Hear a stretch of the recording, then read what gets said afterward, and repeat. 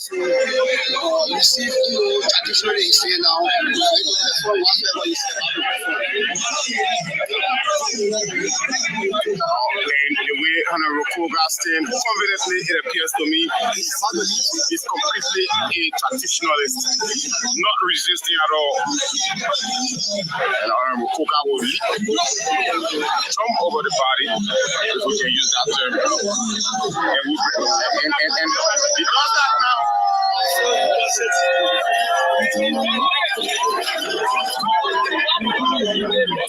Garguah is removing. He will do that for a second time, it appears.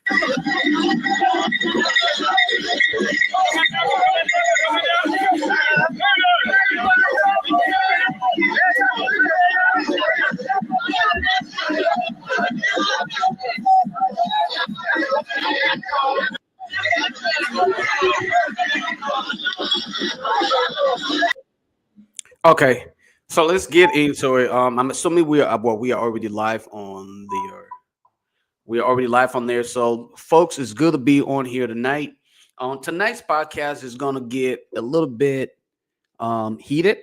A lot of information to share with us. But before we get into the conversation for the night, we got a few things to do in recognition of one of our own. We will celebrate her birthday. Again, is the only female panelist on the closing argument, at least as of now. Sis Grace celebrates her birthday today. So we must extend birthday greetings to her. And of course, we're going to celebrate the birthday here for the first, at least about 15, 20 minutes of the podcast. We will be celebrating Sis Grace's birthday with few songs. We're going to go all the way back for all of you young folks who've never been a part of the entertainment industry back then in the days. Before you were born, we were drinking and we were singing and we were celebrating to music like this. So we're going to celebrate together and say happy birthday to Grace.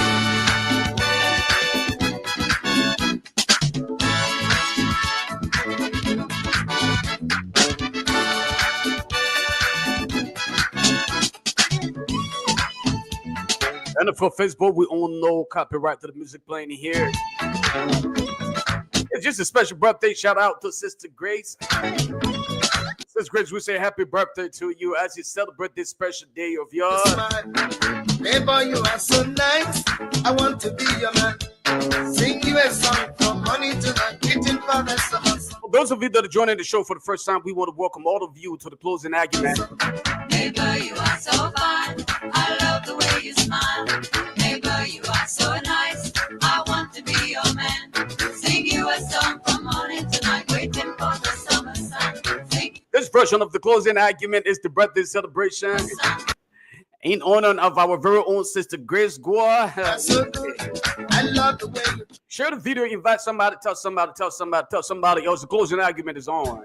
sing you a song from morning to night, waiting for the summer sun. Sing you a song from And of course, behind the microphone is your very own Lofa Julius. Neighbor, you are so good. I love the way you talk. We are coming to you live from the people city of Raleigh, the state of North Carolina. The way you walk. Sing you a song from morning to night. In studio, all the way in Liberia, Monrovia, is the young man Myean. I'm waiting for the summer sun.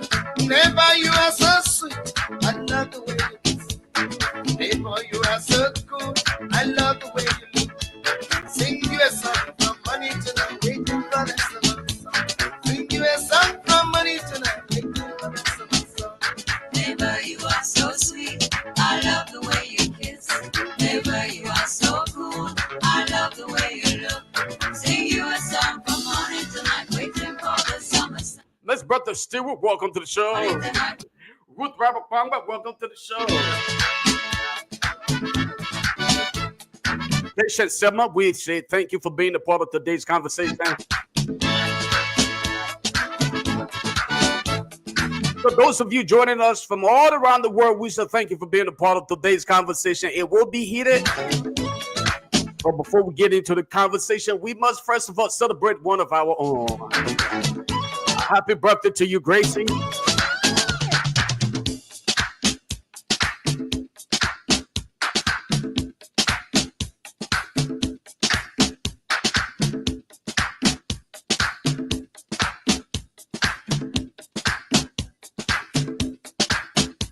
Neighbor, you are so fine. I love the way you smile. Neighbor, you are so nice. I want to be your man. Sing you a song from morning to night, waiting for the summer sun. Sing you a song from morning to night, waiting for the summer sun.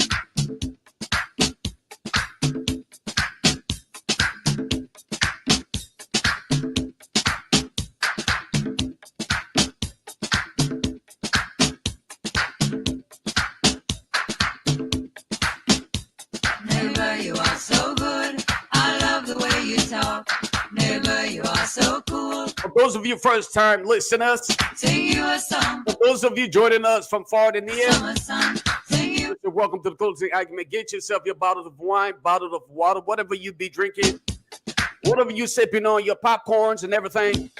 And of course, join us on the closing argument.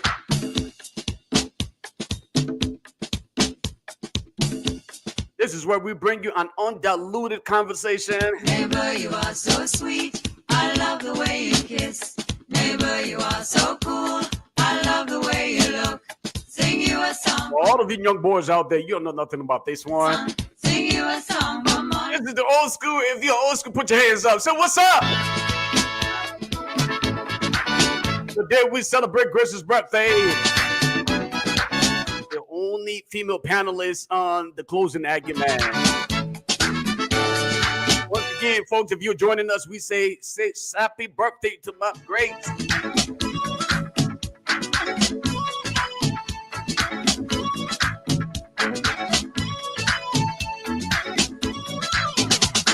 Neighbor, you are so fine. I love the way you smile. This is how we do it right here on the closing So argument. nice. I We celebrate our own. will sing you a song from morning to night. We are coming to you all the way from the people city of Raleigh, though still North Carolina. Morning to night, waiting for And the let's go behind the microphone. Is your boy Lofa Julius. So fine. I love the way In studio is the young brother Myean. you are so nice. I want to be your man. Sing you a song from morning to night, waiting for the summer sun. Sing you a song from morning to night, waiting for the summer sun.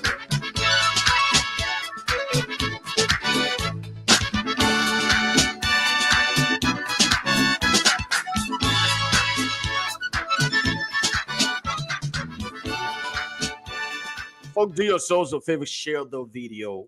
Share the video. Invite somebody, tell somebody else. The closing argument is on. the shows get started. At least when we hit about, the threshold, that number must be hit before we get into it. I will play definitely a few Liberian music, old school music, so we don't get shut down. But today is Grace's birthday. We have the opportunity to send shout out to Sis Grace Guar. As you all know, she is one of the panelists on here. And we definitely got to do our part. We got to appreciate people for their sacrifices and their commitment to the true transformation that we also dearly want in Liberia. So let us do ourselves a favor. Let us do due diligence. Share the video. Invite somebody. You need to have yourself a friend like me. I'm being honest with you. If you want to be like anybody else, you got to get yourself a friend like Gracie. Gracie is the kind of friend you want to have in your circle. So it's that easy. It's that easy for all of us to live together, to coexist. And I mean, that's just what it is. We can do this together as people. Today, Grace celebrate her birthday. If you got her contact number, hit her up. Go out there on the social media, do something, and just appreciate her for her contribution to Liberia. This is what we do on the closing argument. We are one big family. Not forgetting all of you who continuously support the platform in however way you do. Regardless of where you are, you take upon yourselves to be a part of the platform. You leave your basic schedules and come on here to celebrate with us, to discuss with us, to criticize along us, and do everything that you can do. Without you, the closing argument would be nothing. So we appreciate you for being here. So that's why we say, find a friend. Go to view that on here tonight. Find a friend like you. Find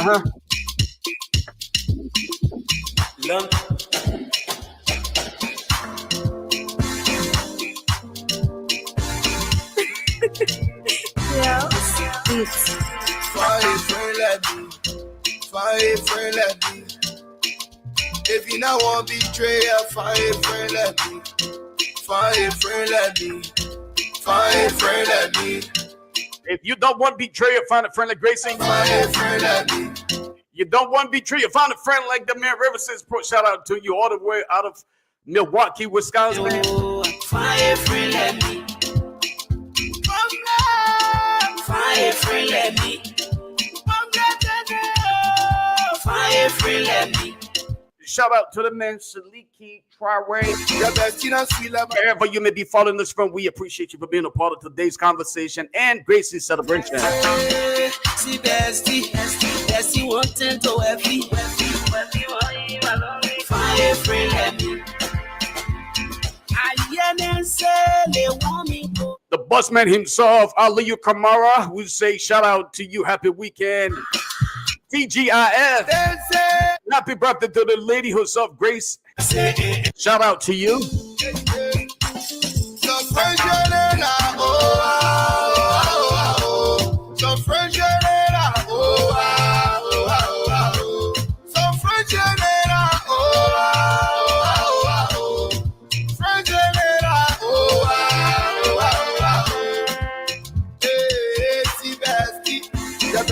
Sweet love my bestie, the bestie la bestie, find a friend like me. I say, see bestie wanting to happy,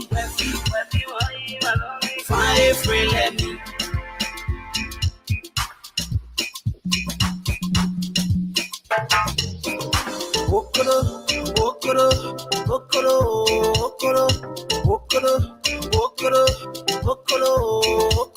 They won't step on my blessing, but God get it breaking her. They won't call it my blessing, but God get it breaking her.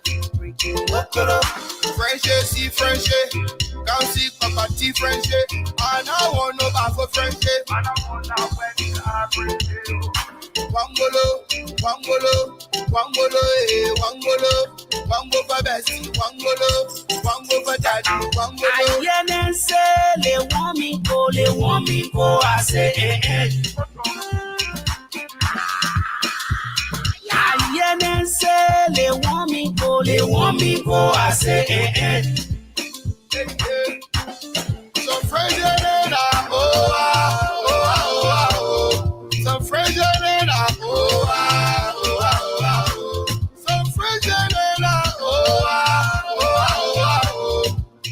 My boo Rogers following all the way from Claratown. Do you have a friend like me? Hey, see bestie. Yeah, hold up. Do you have a friend like Gracie? Bestie. The bestie, la bestie. Or maybe as you ask, do you have a friend like the man, see Tomalin George? See bestie, what? Or maybe so I said the man, great. Excuse me, I'm the Gracie, not a man. Hold on. I call her the man, right? No, we're gonna have to cut that short.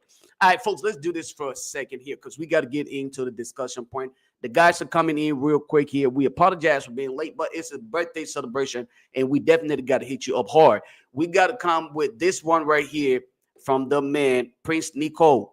Prince Nico, again, that's a Liberian, well, not a Liberian, but an African song, legendary one as well. For those of you who are not of our ages, you got to just chill out, follow, and listen, enjoy yourselves, because back then when folks were listening to real music, back then when music was meaningful, that's when music was real music. But young kids, you guys don't know these things.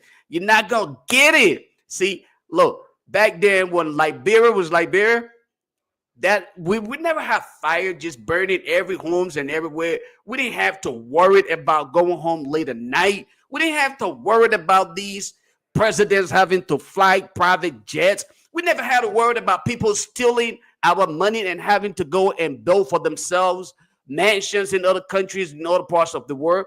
Back then, it was all about true patriotism. Back then, it was all about Liberia. Back then, it was all about true development and innovation. Today, it's terrible. I feel sorry for you young cats. I feel sorry for y'all. War in the street is you guys are not benefiting from what you're supposed to benefit from. But let me tell you something, though.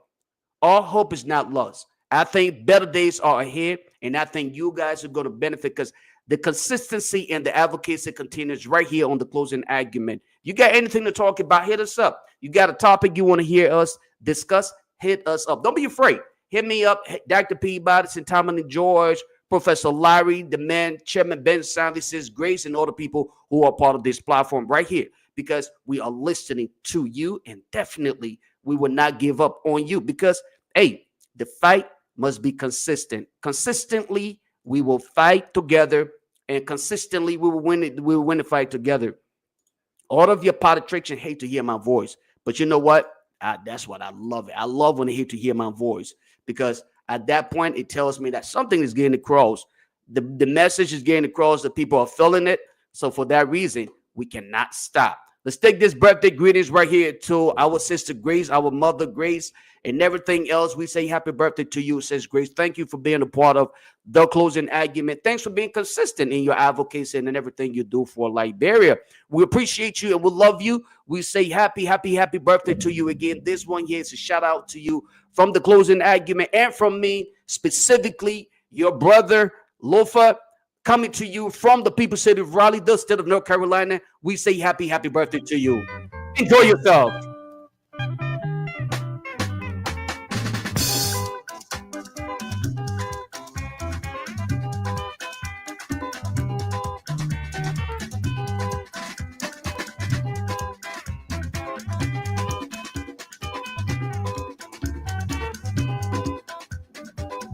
Today na your birthday. Na the day where you come to join the people wey be don stay for this world before you come oh.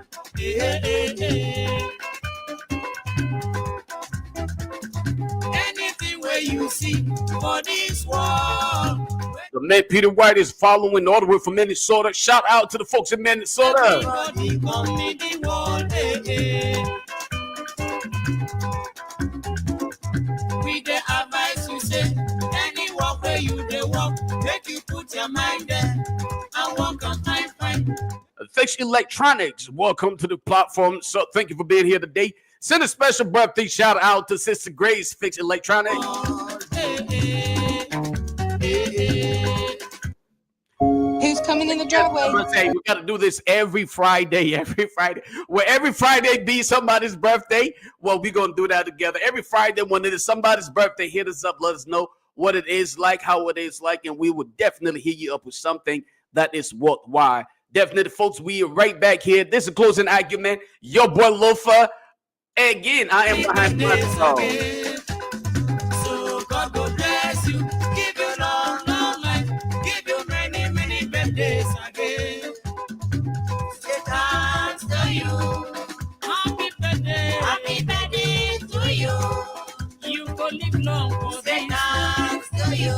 Happy birthday to you. It says great. Happy birthday to you.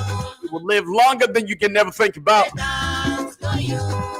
Happy birthday. Happy birthday to you from the man, Professor Larry Kennedy. Say thanks. The men, Tomalin George. How many months ago? Happy birthday to you. The men, Benjamin Sanvee. Many weeks ago. Thanks to you. The men, Robert Garguah. Many years ago. Happy birthday to you. The men, Sylvester Pewee. Say thanks to you. Mama, hey, yeah. The men, Kehleboe Gongloe.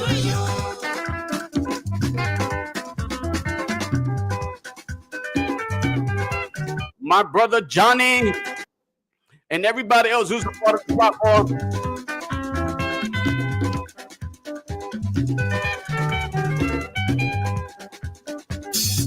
Folks, remind me if I did not mention somebody who's a part of the platform. Call me out so I can mention the name. Try not to get in trouble. It's a little bit hard to just ring them off your head. And of course, from your very own self, Gracie. Now the day where you come to join the people, we be don't stay for this world before you come home.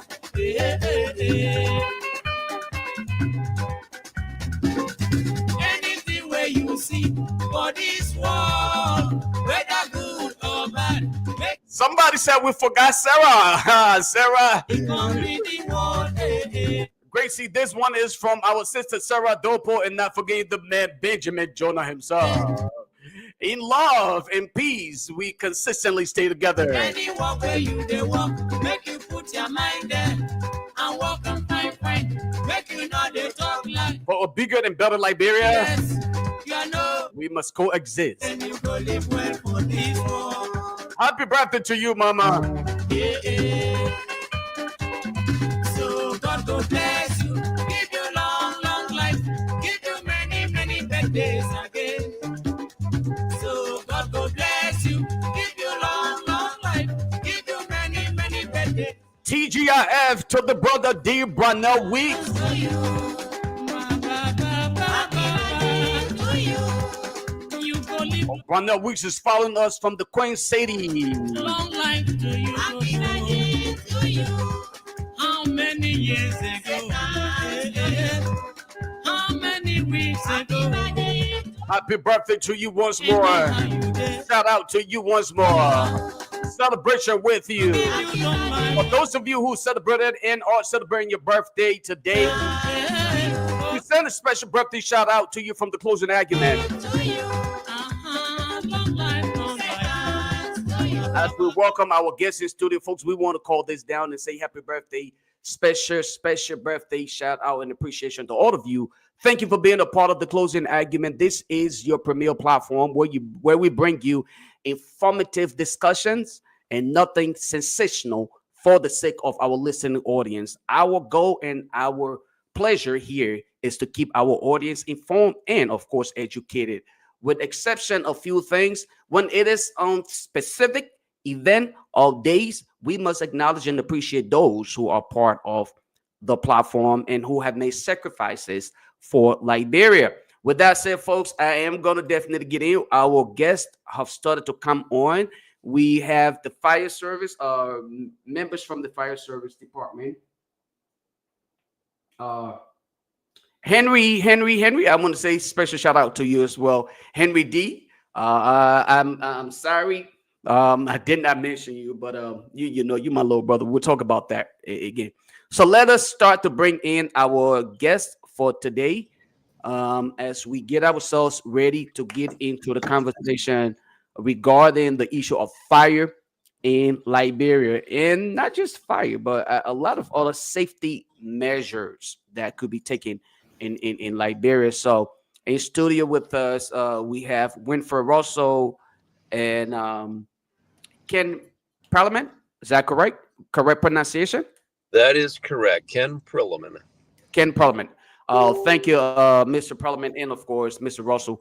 Thanks to both of you for being with us today as we go through the conversation. The rest of the guys are going to join us in the not too distant future, hopefully in the next couple of minutes, right? They will join us, but let's start the conversation by just hopefully just going through a short introduction and getting the show started, so our audience will not have to wait any longer, and we will not have to keep you any longer than you wish to sit with us. Again, welcome to the Closing Argument. This is Liberia Premier Platform, where we bring you informative conversation and program for the rest of Liberia and, of course, Africa in its totality. Thank you for being with us. Let's get into it. Russell, let's start with you. You're no longer a guest on the show, so we will start with you. You introduce yourself. We don't have to go in detail, and then Mr. Parliament will then discuss, and we'll get into the conversation right away. So let's start with you in our discussion. I don't know how many times I have to come on to introduce myself, but anyway, it's always great being on this platform. A lot of cool dudes, a lot of great friends. So I always appreciate the opportunity, and it's always an honor too to come on alongside Chief Parliament, who is the consummate fire professional and executive, and a good friend of mine, and a great friend of the Republic. So it's great being here, and thanks a lot, Chief Parliament, for agreeing to come on here while you're on your little break, a little vacation. So I appreciate that. Thank you for having me. I appreciate it. Thank you, Chief Parliament. Thank you for coming on. Just give us a little bit. Benjamin Jonah is a guest panelist who's joining us today. Thank you, Benjamin, as well, for being a part of today's conversation. So we will just listen to Chief Parliament to tell us a little bit, and then we will start with discussing the issue of fire safety and hopefully prevention in Liberia. So, Chief Parliament, let's hear from you, please. Well, again, thank you for inviting me on. And as Winfred has mentioned, we're long-term friends of both Winfred and I, as well as myself and the Republic. I was the fire chief in Brooklyn Park, Minnesota for 10 years, and have served for the last 5 years as a fire chief in Wichita Falls, Texas. I retired from active duty about a year and a half ago, and continue to work for the Texas Fire Chiefs Association as their director of professional development. So I am responsible for training officers throughout the state of Texas. I've also over the last 12 years been to Liberia 6 or 7 times, including most recently a year ago attended President Boakai's inauguration. So it's a pleasure to be on the show today. Thank you, Chief Parliament. Great to have you on here. And just to start off, in appreciation of what you have done and continue to do in collaboration with those who have volunteered their services, both in Liberia and in the United States, we do appreciate you for your services to the various communities and states where you have served. We do sincerely appreciate your service. With that said, we will start with Benjamin Jonah, hopefully to pose questions, regarding fire safety in Liberia. Benjamin, let's hear from you. Yeah. So 1 second. Thank you, Chief. I'm sorry. So recently in Liberia, we have been having a series of outbreaks of fire, and the biggest of them having to be with our Capitol building that got the entire country to actually get concerned that something needs to happen. With these unfolding circumstances, it seems as though that the government actually do not have an answer to some of these things that are happening. What are some of the ways that you think the common people can help in preventing some of these incidents from happening?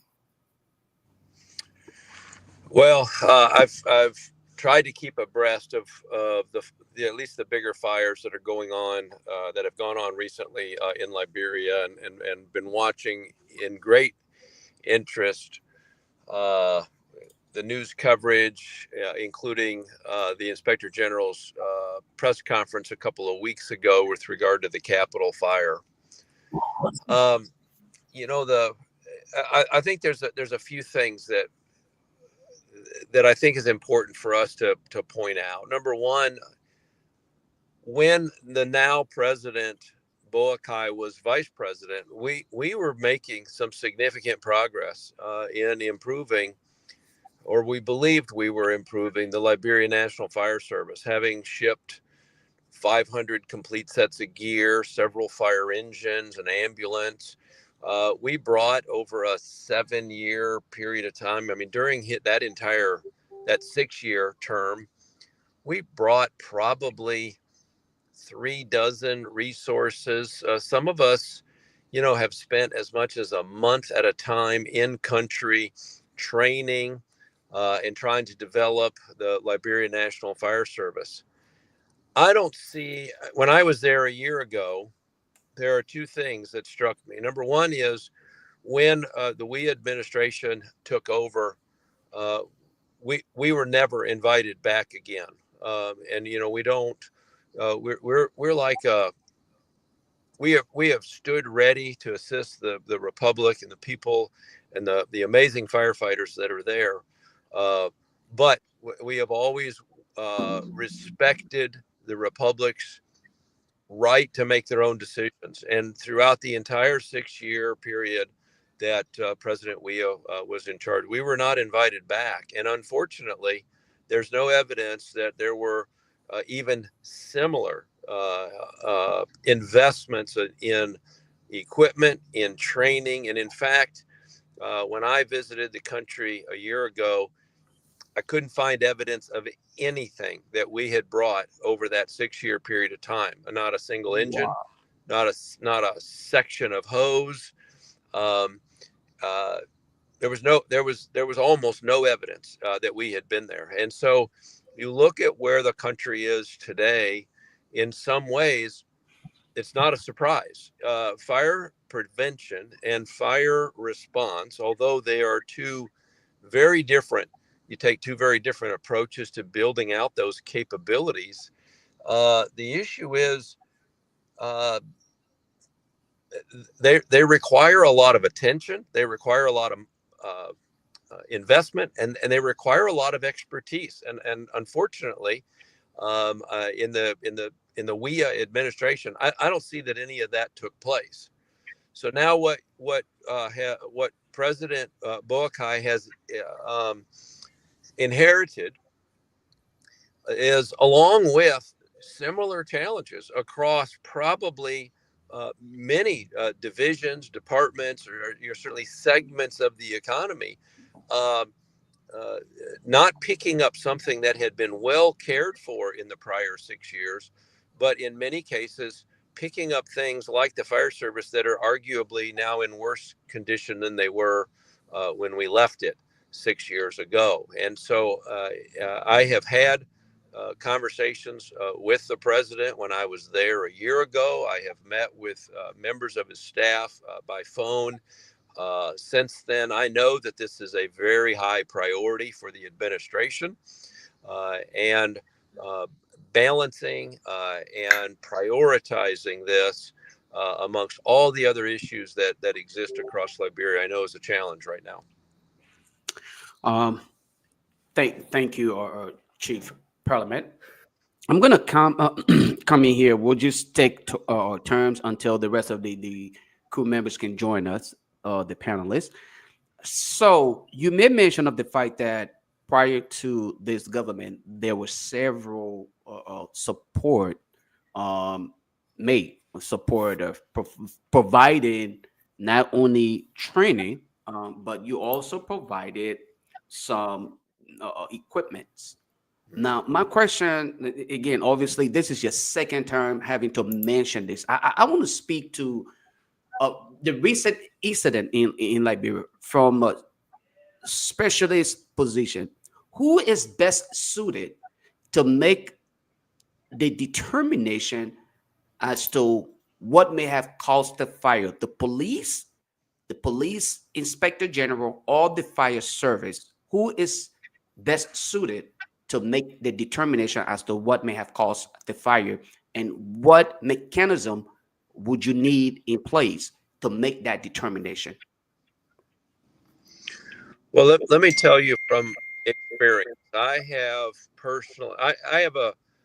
have a bachelor's degree in fire administration with a fire investigation major. I am a master certified fire investigator in the state of Texas and nationally. I have personally investigated dozens, if not 100 or more fires, and have successfully achieved probably 6 or 8 first-degree arson convictions. The question is not whether. Let me back up. In America, clearly, the fire department has a role to determine what caused the fire and where the fire began. We call that cause and origin. In America, depending on what state you're in, determines the steps that follow that. So in other words, if it's been determined that the fire was caused by an arsonist, at that point, the investigation gets turned over to law enforcement to begin to investigate who had access, who had the motive, who had the means to begin that fire. In many jurisdictions, that is some combined work. In jurisdictions in Texas, we actually have law enforcement credentials within the fire department. So here in Texas, all of our fire investigators are also law enforcement. But what's the distinction, which doesn't allow me to answer your question directly? Hold on there for a second, Chief. Now, just for clarification, so when you say law enforcement, are these people who serve in dual capacity as a firefighter and a police person, or here in Texas, the fire and the arson investigators are firefighters by training. Okay. And they have attended the law enforcement academy so that they understand rules of law, collection of evidence, interviewing of suspects. Okay. I don't believe that the current director, in fact, I'm not certain that, quite frankly, that any of the leadership within the fire service today has the kind of training and expertise needed to definitively determine cause and origin. In America, we also have technology we use in the field, particularly if we suspect that there has been an accelerant that's been used. And as important, if not more importantly, we have a network of laboratories who are capable of testing evidence that's been collected in the field, scientifically, that the evidence actually contained an accelerant. I have stand the I think he's getting calls. I know he said he's in the field somewhere there. Yeah, I think he's getting calls. Did I lose you? You get a call that knocking you off. I can't hear you. The network? You can't hear us? Can you hear us? Okay, you may have lost you you. You may have to get out and get back in. I think he got a call. Let's see whether that works. Can you hear us now? All right, I'll bring you back shortly. Let's do this.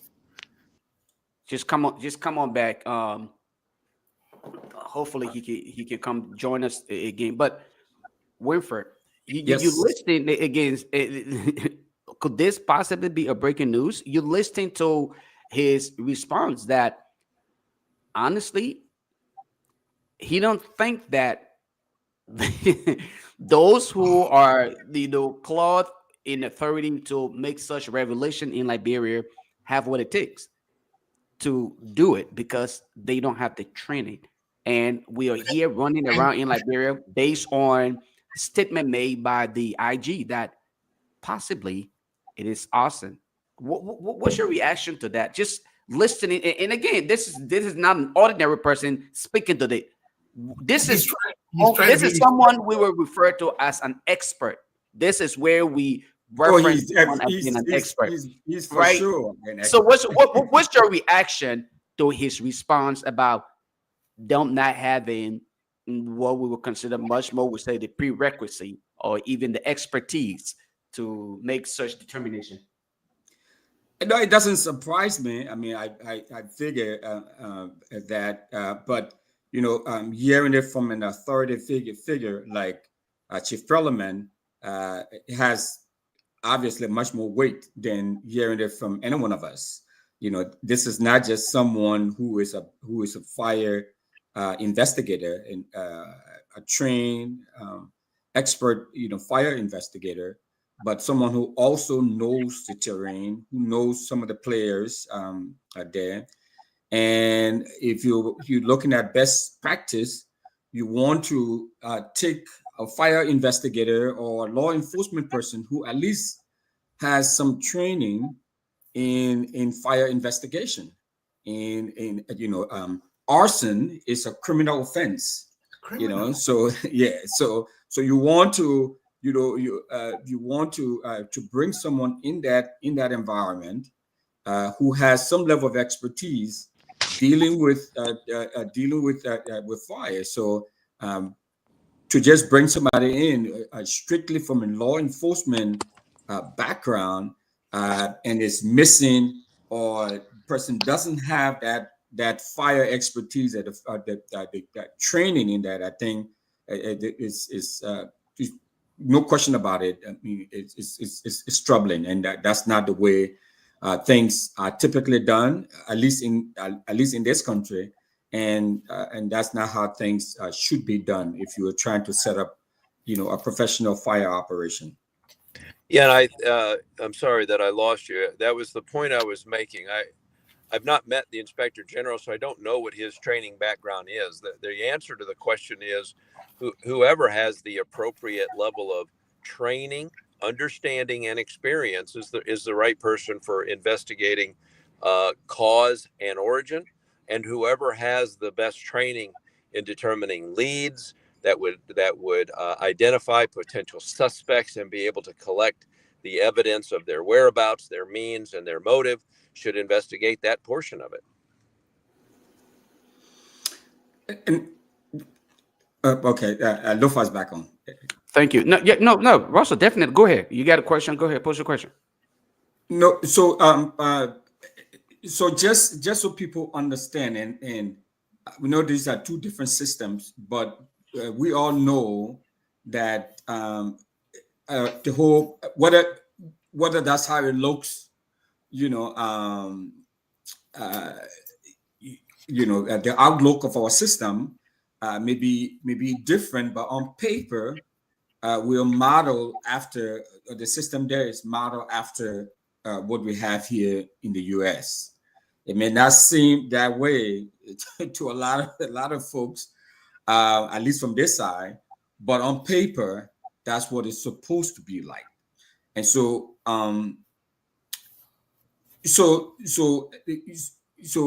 for you, Chief Parliament, who has been there, who's very knowledgeable with the environment, and know quite a bit of the folks there on the ground too, who are currently working, at the National Fire Service, and you've been conducting, a lot of training there, even from your time here in Minnesota at Brooklyn Park, and even after that, you've been heavily involved. So what does that say about the training that you provided, and you all have been providing, you and Chief Butler and others have been providing over the years to the National Fire Service, there. So have you all not trained someone to be, a fire investigator? I mean, was that not part of the training? So what does it say about the training that you all have been doing? Well, I think that a big portion of our training has been focused on extinguishing fire. Arson has not been, at least historically, in the 6 years that we had been coming regularly, arson had not been historically an issue.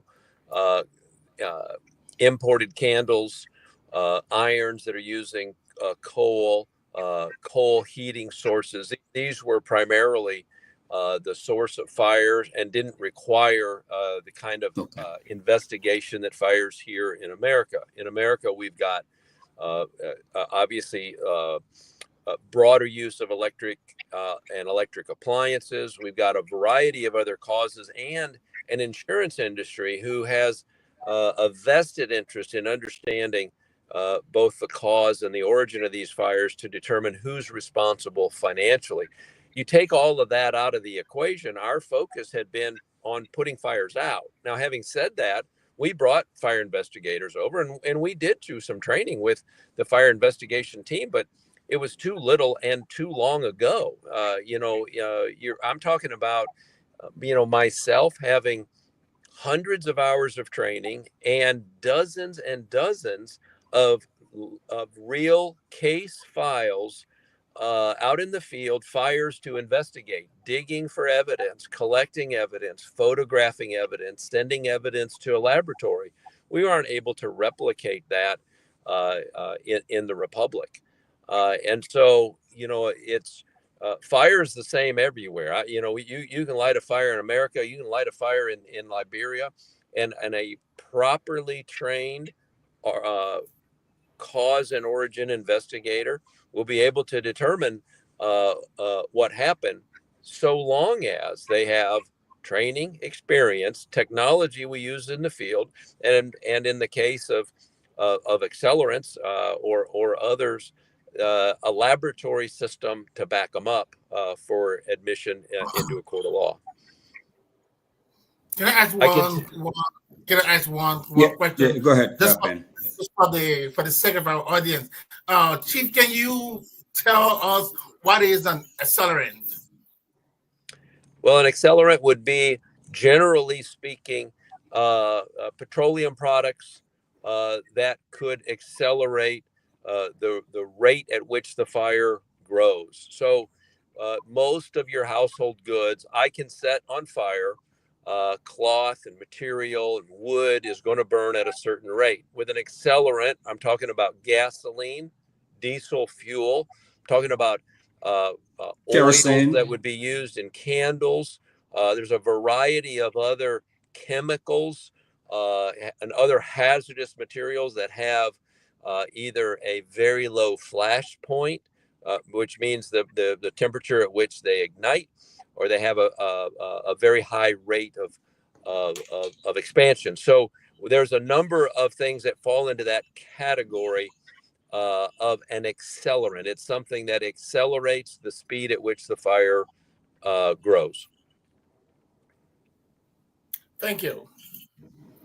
Sylvester, welcome. Thank you very kindly. Thank you for coming on the show. I think I'm very delighted and I'm happy that you're trying to educate all of us, basically. So I have a few questions here for you. That means thank you for your service, and also thank you for all of what you've done for our country and the rest of it. I just wanted to know here, and I want you to educate our this issue about the difference between combustible fire and that of other fire that is manifested via chemicals and the rest of that. And I also want you to tell us if the means we have to quench fire in Liberia, because the only means, as you said, when you went for the training, one of the most things you did was basically training them how to extinguish a fire. But in terms of, because we've not had those kind of a fire like what is unfolding in California and the rest of that, but what we do have the kind of a engagement we do, and I want you to also tell us, from all of the training you've been engaging in Liberia, do you see, or is that the confidence that we have some very well trained fire marshal or fire agent in the country that do have the capacity to train others and that would try to sometimes eliminate some of these things that are unfolding? I don't know. We have not been invited back now for the last 7 years. The we administration did not invite us to come back. I can't tell any longer, who is still part of the organization. From an equipment standpoint, when I was there last January, you clearly do not have the equipment, the hose, what's necessary to properly respond to fires in the Republic at this time. It will take a significant investment in apparatus, in equipment, and additional training in order to get to a point that we feel like we can put we put any confidence in the Republic's ability to stop a fire once it breaks out. Yeah. Okay. Quickly, and another follow up to that. Now, here in the U.S. and other developed country, we do have this kind of a serious system that they use to pump water to a different region or different fire zones. Unlike in Monrovia, we rely on a truck just moving in a community. Do you think it would be appropriate with the LWSC, the Liberian Water and Sewer Corporation, link in most of those fire zones, those kind of connections that will help provide some effective response to those firefighters back home in our country? You're talking hydrants, right? Yes. Yeah. Once again, if I go back to when now President Boakai was vice president, we were making progress on that front as well. I recall personally opening a fire hydrant. Yes. Let's see. What's the name? What's the main street that goes through downtown Monrovia? Broad Street. Broad Street. Right in front of our hotel. We walked into the Myean, and I personally opened a hydrant. And I met with the head of water distribution back then. It was near the end of then Vice President Boakai's term, and I thought we were within months of having at least some portion of fire hydrants in Monrovia turned back on again. But once again, I don't see any evidence that any of those initiatives were focused on over the 6 years in the WIA administration. So let me jump in with this question. It appears as though there was some level of hindrance on your continuation of the work you started. What may have prevented your return to continue what you started on the vice president at the time, Boakai's leadership per year? I mean, just presumably, what do you think may have prevented you? Was it because you weren't just prepared to go back, or there were other reasons? Just that I think former President WIA might be a better person to ask that question of. I mean, we're not capable of just loading our team and a bunch of equipment and just showing up. We respect the Republic's right to prioritize how the government is run. And so it seemed to me that the fire service was not a priority for the previous 6-year term, as it was when now President Boakai was the vice president. Back then, to the extent possible, they made it a high priority, inviting us repeatedly, investing in equipment and the training, assisting us with the costs of shipping equipment and apparatus, and all of that stopped with the last administration. So President Boakai, Lofa, and I can vouch for that because I was intimately involved. In fact, I can send you tons of pictures from that period when Chief Perlman, he was then fire chief here in Brooklyn Park, and he mobilized a whole team called a Fire Rescue Mission. Is that what it was called? Fire Rescue Alliance. Fire Rescue Alliance, and they took books. I mean, like breathing apparatuses, and I mean all kinds of stuff. I mean, in fact, ambulances. I mean, there are a whole bunch of things. So I was, I didn't travel with them to Liberia, but I know he took a team of about 10 or 8, firefighters from across the country. Some Liberians as well went along, and they took, uniform. I mean, all kinds of things. I mean, the fire service in Brooklyn Park, at least I know, they've donated significantly.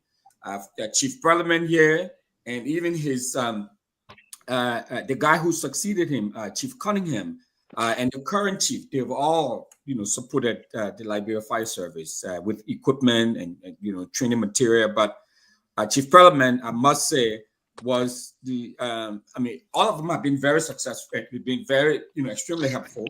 But Chief Perlman was the only one who personally, the fire chief personally was involved and would go on the ground, and President Boyka knows personally and was personally invited to the inauguration. I mean, he has a lot of clout.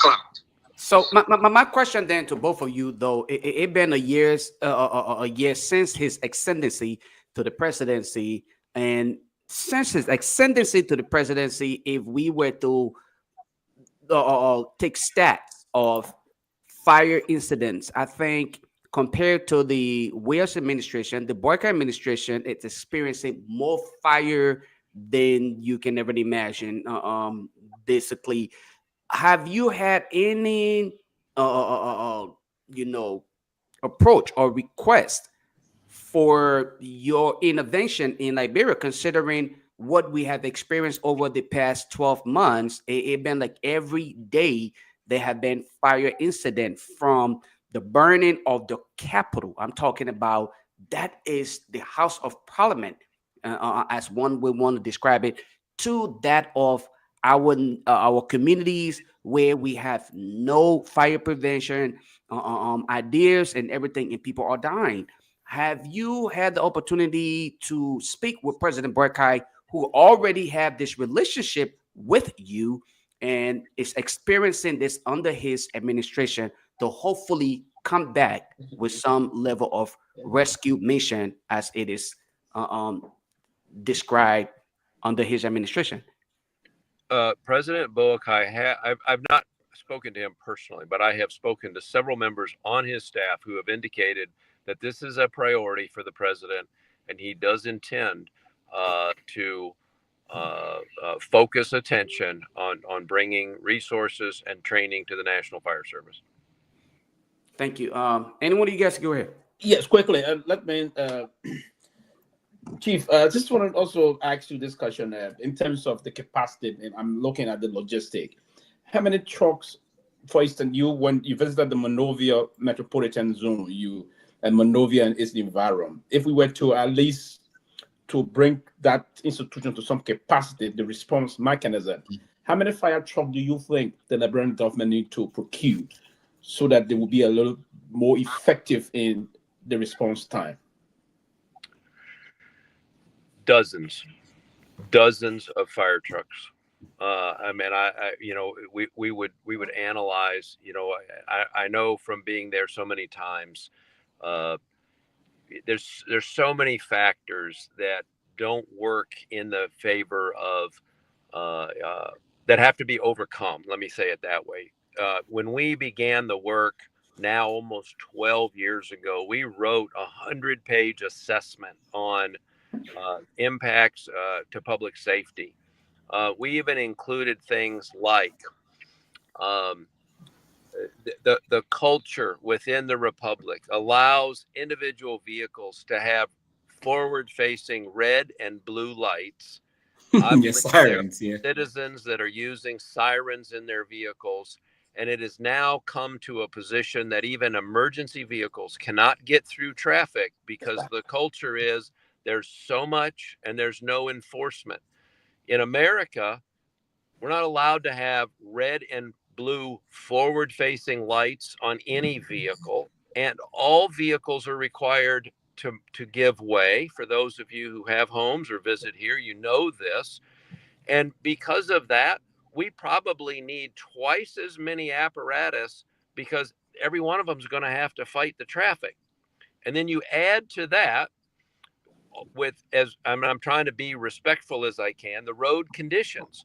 Yeah, we can't travel at the same speed in and around the capital region of Monrovia as we can on streets here in America, because the streets are still not fully developed, and so it would further tear up apparatus. So we're a long way from being even reasonably capable of responding to fires within the Monrovia capital area, and that doesn't even count.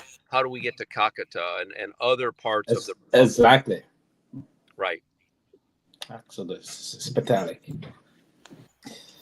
I have a question. Benjamin, go ahead. Benjamin, go ahead. Yeah. So, Chief, and I am not sure if we have a fire laboratory in Liberia, but with good evidence collection, do you think that if the fire service collect good evidence, they can send it elsewhere to have those evidence investigated? Good question. Yeah. Send it to America? Yeah, to America. I mean, anywhere else. Yeah. Even Ghana, because I know Ghana has a forensic fire laboratory. Yeah, is that possible? It's possible. And if we look at what I would call best practices for an arson investigation, there are several things that that would be standard. Number one, controlling the building so that there is no question as to who got in. I personally saw video of a news agency recorded on the fire floor while the fire was being fought. That would never happen here. And then absolute security of the scene from the time the fire was extinguished, and an immediate start to the investigation, including photographic evidence, digging the scene, looking for the original location of where it started, and collecting that evidence in the appropriate methodology as well as in appropriate containers, so that when it arrived at the laboratory, it was still in proper condition to be tested. Now, I'm a long ways away from Monrovia, and I'm looking through the lens of news reports and printed news material. Mm-hmm. I don't know how much, if any, of that took place. And I don't know, quite frankly, because it's been so long since we've been there, whether those responsible for that investigation understand how to do that in that manner. So just give us an estimated time frame as to how long it will possibly take to make that determination as to what may have caused a fire, based on your experience, several years of experience working in fire service. Such a fire, especially at the Capitol, what is your estimate as to how long it would take for you or whoever is to make that determination to come up with such such answer, or hopefully one would say prediction? Well, first of all, let me ask you, see if you know the answer to this question. In the Inspector General's press conference, he indicated that there were international experts that were en route. Are they there? Did they arrive? Who are they? What do you And know? and that's part of the reason why I'm posing the question. That would have been based on your response. Again, the reason why I posed the question to you is that the Inspector General promised us Liberians that we would have had international partners intervention in making the determination as to what may have caused the fire.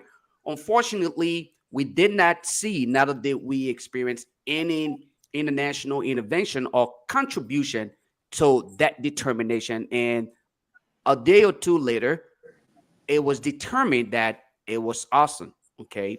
And so that's part of the reason why I'm a little bit skeptical coming from a novice perspective, not understanding, not, never worked in fire service other. I have provided technical training to fire service and all of those things, police officers, but never had the opportunity to ever, provide fire prevention. But I'm very positive there is some sort of expectation or timeline when it comes to being able to provide some kind of answer or possible, prediction as to what may have caused the fire. Unfortunately, we are still asking this question. The same question you're posing to me is unfortunate that being a member of the media, I can't even answer you to say, yes, there were international partners who contributed to the investigation. It is unfortunate and disgraceful. Nevertheless, I will say to you, not that we are aware of. Now, going forward, what would be your estimation as far as what the length of time it takes to make such a determination? All right, let me answer that question by telling you that I can answer it based on there's a critical element and that is I can answer the question based upon how I understand first-degree arson laws in this country. And so in this country, if I had a building and I conducted my investigation where I had secured the building from anybody outside other than firefighters, I had immediately taken possession of the scene and brought in qualified, trained investigators who would begin to properly document by photographic evidence, by taking measurements or drawings and placing that evidence into appropriate approved containers that the lab would receive. And I would do that based on field testing technology that would indicate to me the possibility of an accelerant. Even at that point in America, I would not use the term arson unless or until an independent laboratory operating with national standards came back and confirmed for me the chemical makeup that was found in the evidence that I sent them. And that would be, I could collect and should collect the evidence very quickly within a few hours, especially if I suspected an accelerant, and have that to the lab within a day, but it might take the lab a couple of weeks to confirm those results. As the investigator who might later have to testify in a court of law, I'd be very careful about what I said up until I had some determination by a laboratory.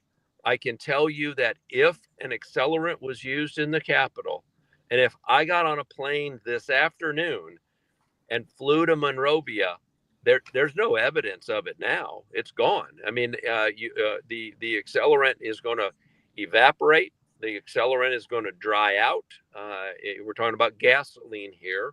If that's what hypothetically we're looking at, the evidence is gone.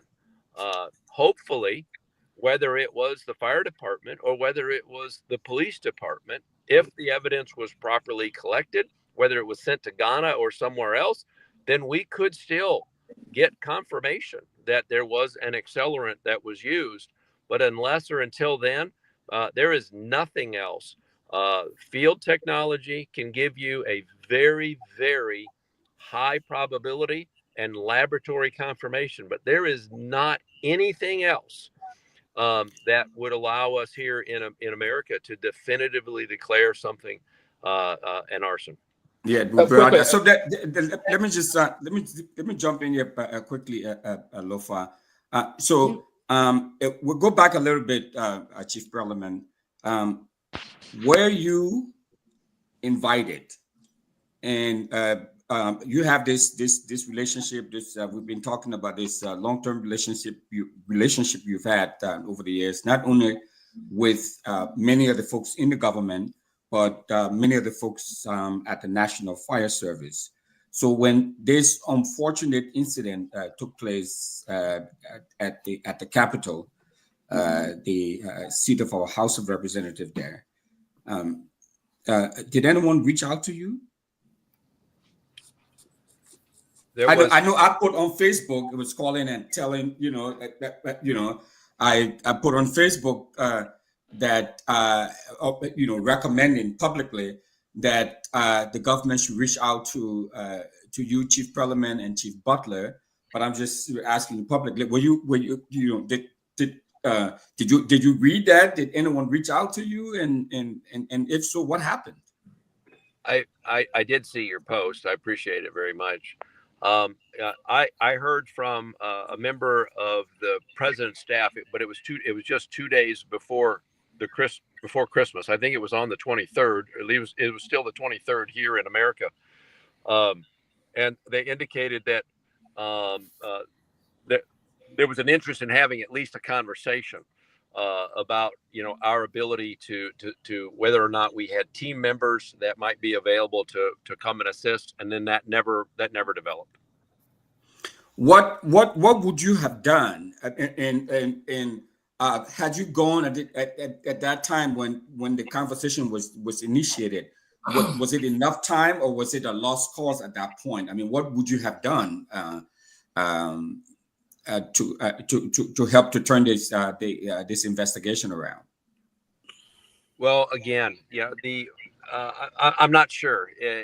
We certainly had team members that could have dropped what they were doing even the day before Christmas and come to Liberia, and we had folks that certainly have a heart for walking away from their family to do so. Whether or not it would have made a difference, I don't know. And again, I don't want to shortcut, particularly the Inspector General. We've not met. I don't know his credentials. His press conference talked about a lot of evidence of an arson, and I don't know Liberian law like he does. So it may be that we would have been of no help, or it may be that we could have at least marginally supported some of the conclusions that they arrived at. At several days, even several weeks after a fire, we could probably still determine where the fire started. But by this point in time, there's not a means to determine definitively whether or not an accelerant was used. So we'd be of no use now coming in at this stage in the process. Thank you. So before Tomalin, thank you for joining. I just wanted to ask a quick question, please. Okay. Yeah, Chief. I'm going to bring you back quickly to the accelerant issue. I just wanted to know, and for our audience also, how long does it take actually for the accelerant to evaporate or lose its true content? How long does that take if it was an accelerant? It depends on the quantity. I'm on a road trip, as you can tell, and I pulled over, and I'm in a parking lot next to a gas station. All right, so I'm staring at a semi-tractor trailer that's full of gasoline. One of those big tanker trucks that roll through America here, and there's probably 5,000 gallons. If that's spilled out, or if we dumped 5,000 gallons into a building, lit it on fire, it's obviously going to take a whole lot longer for either to burn it or for it to evaporate than if we poured a cup into a room and lit it on fire. So there's not an easy answer to that question. Here's what I'll tell you.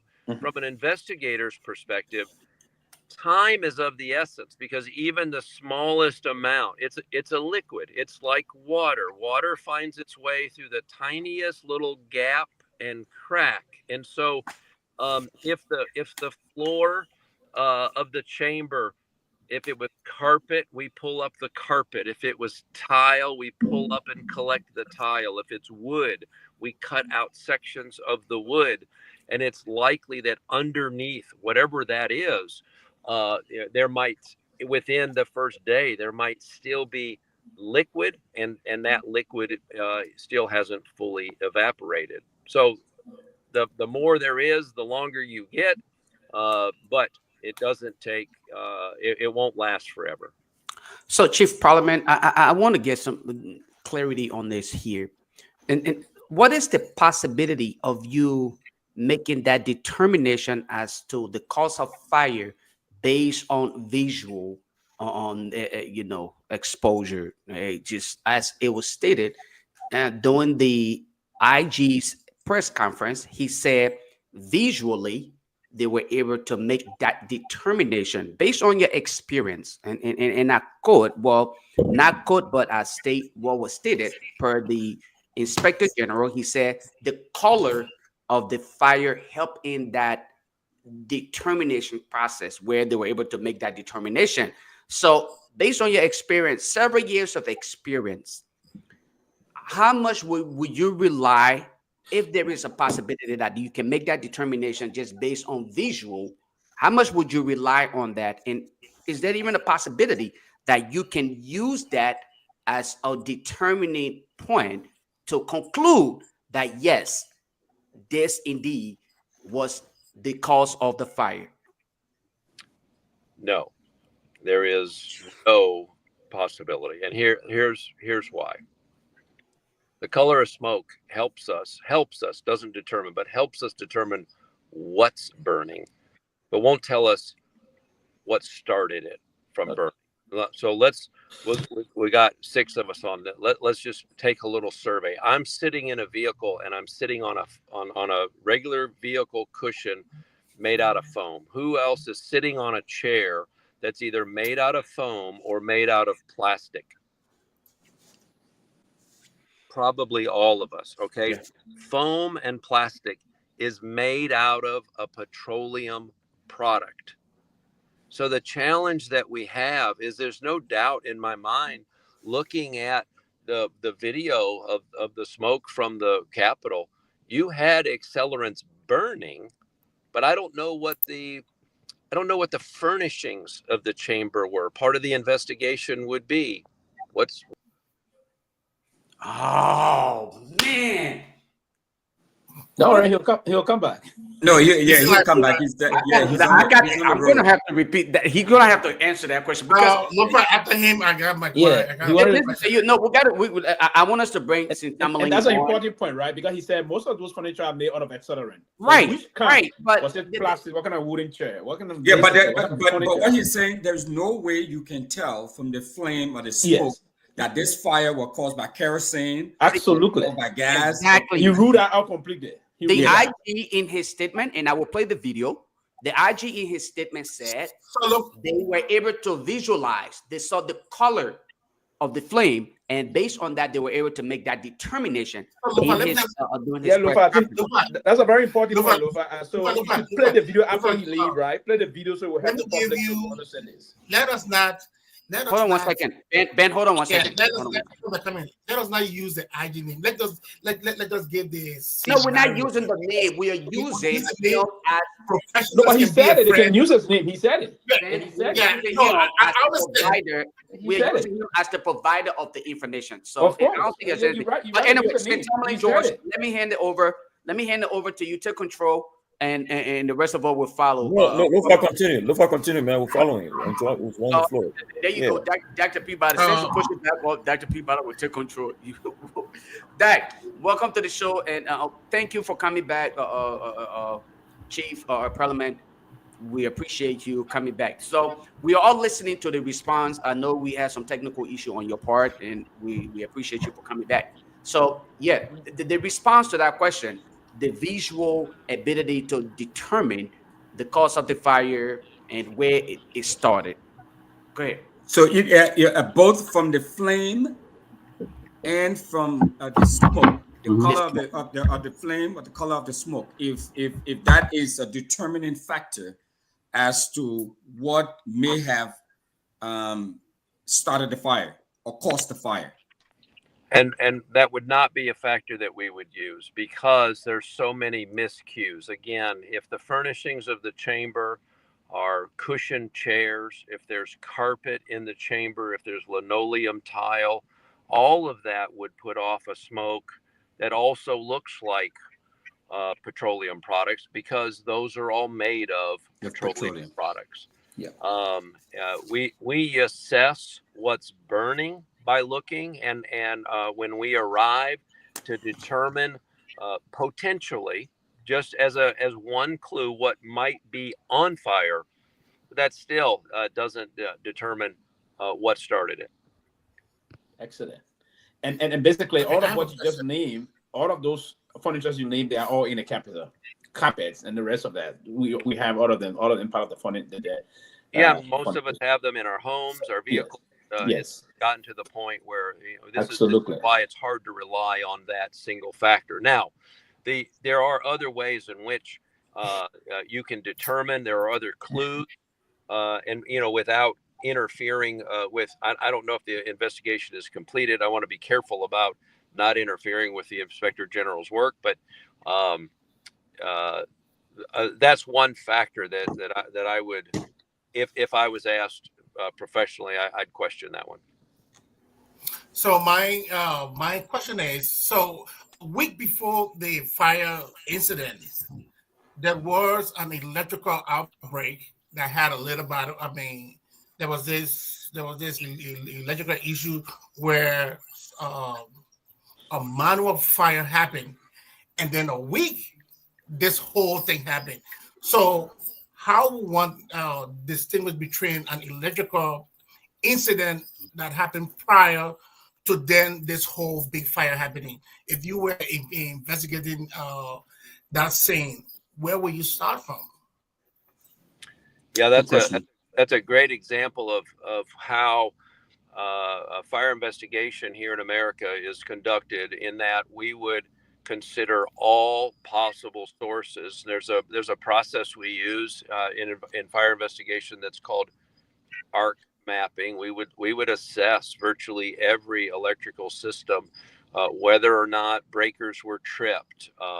We would look at how things were wired, particularly in the area of where the fire began. There's certain telltale signs of the location of where a fire begins.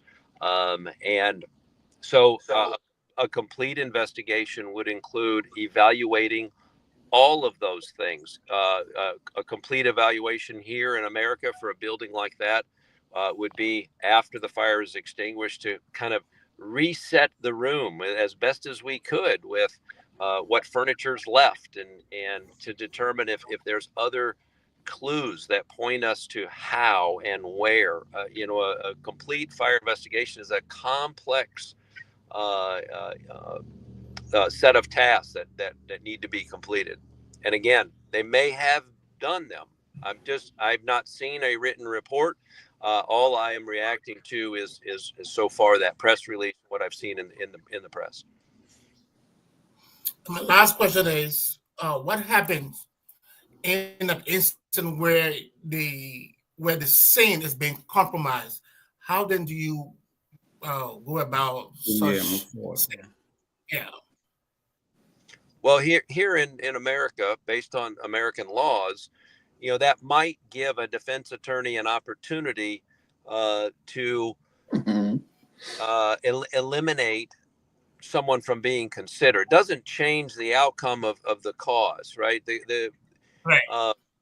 Now, it is also critical that scene be maintained so that someone isn't able to introduce false evidence into the scene that would otherwise cause the investigator to go down a path that they wouldn't have otherwise gone down. which is another critical reason for securing that scene immediately and not letting go of the scene until you're fully completed. Thank you.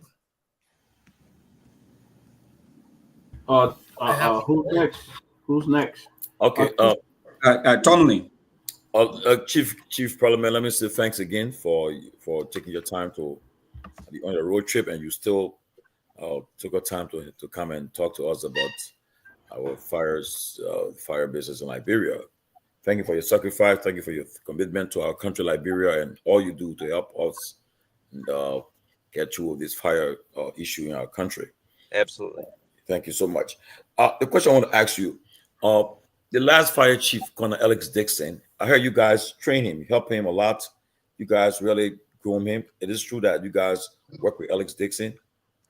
Yeah, Alex was one of the deputies during the first 6 years that we were there. And then several of us have kept in touch with Alex.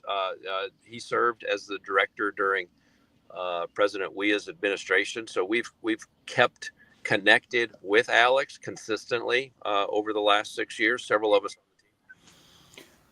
Okay, so you're a professional of fire person. How do you feel about police investigating a fire incident? How do you feel about that? You think is that the right way?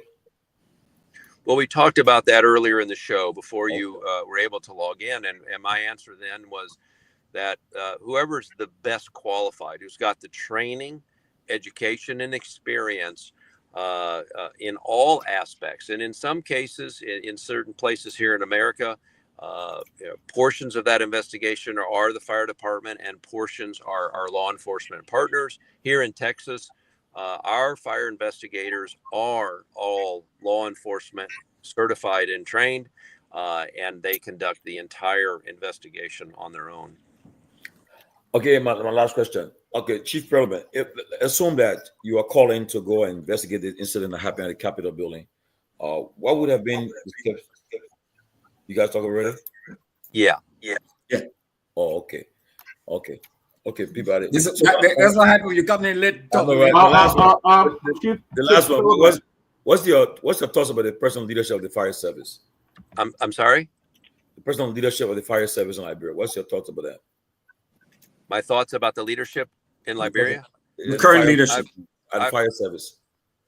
I respect the president's right to appoint who he has confidence in, and so that's who's in place today. And we continue to stand by and wait for an invitation to help in any way that we can. Thank you. Excellent. Chief Philip, how you doing? Good to see you. Good to see you again. Good to see you. I know you touched on a wide range of things, and my question to you is, how prepared do you think, having worked with the Liberian Fire Service, how prepared you think they are to handle a situation like that? Unfortunately, and it breaks my heart to say this, I don't think they're prepared today. I think that the last administration failed to continue the work that had been begun when then Vice President Boakai was in office, and we've lost significant time. In some ways, when I was there for the inauguration, there was evidence that we're starting perhaps in a worse spot than we were in 12 when we first arrived in Liberia, 2012.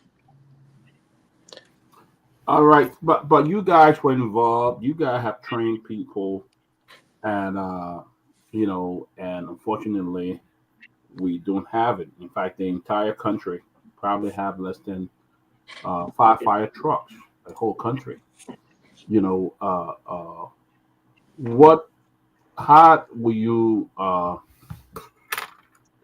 How will you explain this?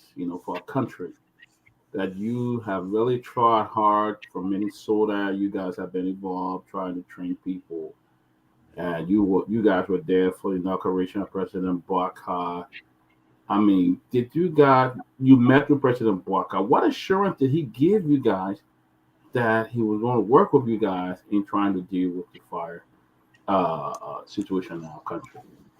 I believe wholeheartedly that improving fire response in Liberia is a very high priority for him. I also believe that competes with a lot of other very high priority, getting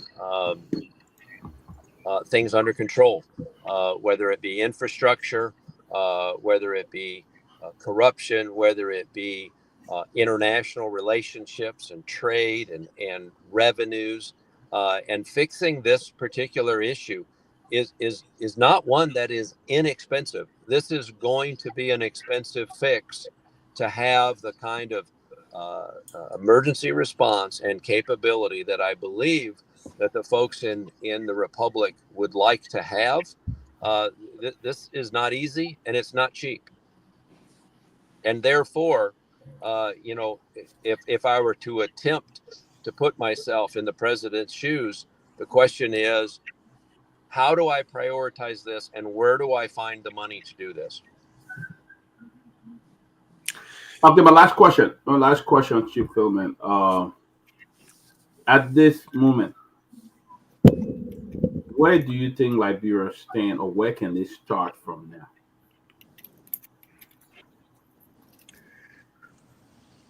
Well, I think in some ways we got to start kind of where we started before, a new assessment, and that includes the leadership team. Where are they? What are they capable of in terms of leading the organization, training, investigations? All divisions of the fire service needs to be evaluated. We need to relook at the infrastructure and how far away are we from having distributed water capability. I was quite impressed, by the way, that what I saw was some pretty big water tankers at the scene of the Capitol, and that could go a long way if we had that kind of capability for fires in Monrovia. I don't know who made that happen, but that was an impressive sight. And we're going to have to start with that assessment and then start building out better capability, get back to training, get back to investing in apparatus, learning how to maintain equipment. We brought thousands of feet of hose. I didn't see any of it when I was there. The hose that was stretched through the Capitol building doesn't look like the hose that we brought. We brought 500 complete sets of gear. When the last administration chose not to make this a priority, we've lost 6 years, and the equipment that we brought, which was donated and already at the end of its lifespan here, was not replaced at all during that 6-year period of time. And so there is a tremendous amount of work that needs to be done. Yeah, Chief. Yes, quickly. Let me just take you back quickly to this. The past immediate administration didn't put more interest into this process, but then Guar, as vice president, there was more interest, and that administration. I just want to know, as vice president, he put more interest. Now he's president of the country. Is that interest? Is that appetite still there to really engage you professional help our fire service process? Because he's not the president. He was the vice president then with some limited authority. Now he's the president. Is it that engaging, or his staff talking to you? Again, I'll say I believe in his heart that it is important to improve the response capability of the Liberian National Fire Service. I don't speak to him often enough, and quite frankly, I think it would be disrespectful for me to question how the prioritization. He's got a tough job, and 1 year into this, in a republic that size, with the number of issues, infrastructure, I think it's a lot to expect that in 1 year, somehow across the entire spectrum of what the president is responsible for, that it's all fixed. Quickly, Chief. Quickly, Chief. I think what we can tell you, Chief, is that this chief has been dealing with a lot of politicians. A lot. Exactly. Yeah. I was going to say the same thing. quickly, Chief, let me say this is directed to you. I want to ask another question. I want to ask you quickly, Lofa. I want to ask you. Go ahead. This direct question, Chief. If the president were to take the phone today and call you, Chief, I want you in this country for, let's say, 3 years. Commit to lead a kind of a, maybe supervise the team of the fire process in Liberia. Will you take on that responsibility? Come there and 3 come there years. For full 3 time? years. Yes. Full time for 3 Yes, full time.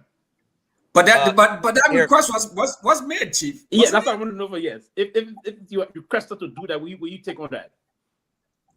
My heart would say yes instantly to that question. I have such respect for the president of the Republic of Liberia that I'd be honored.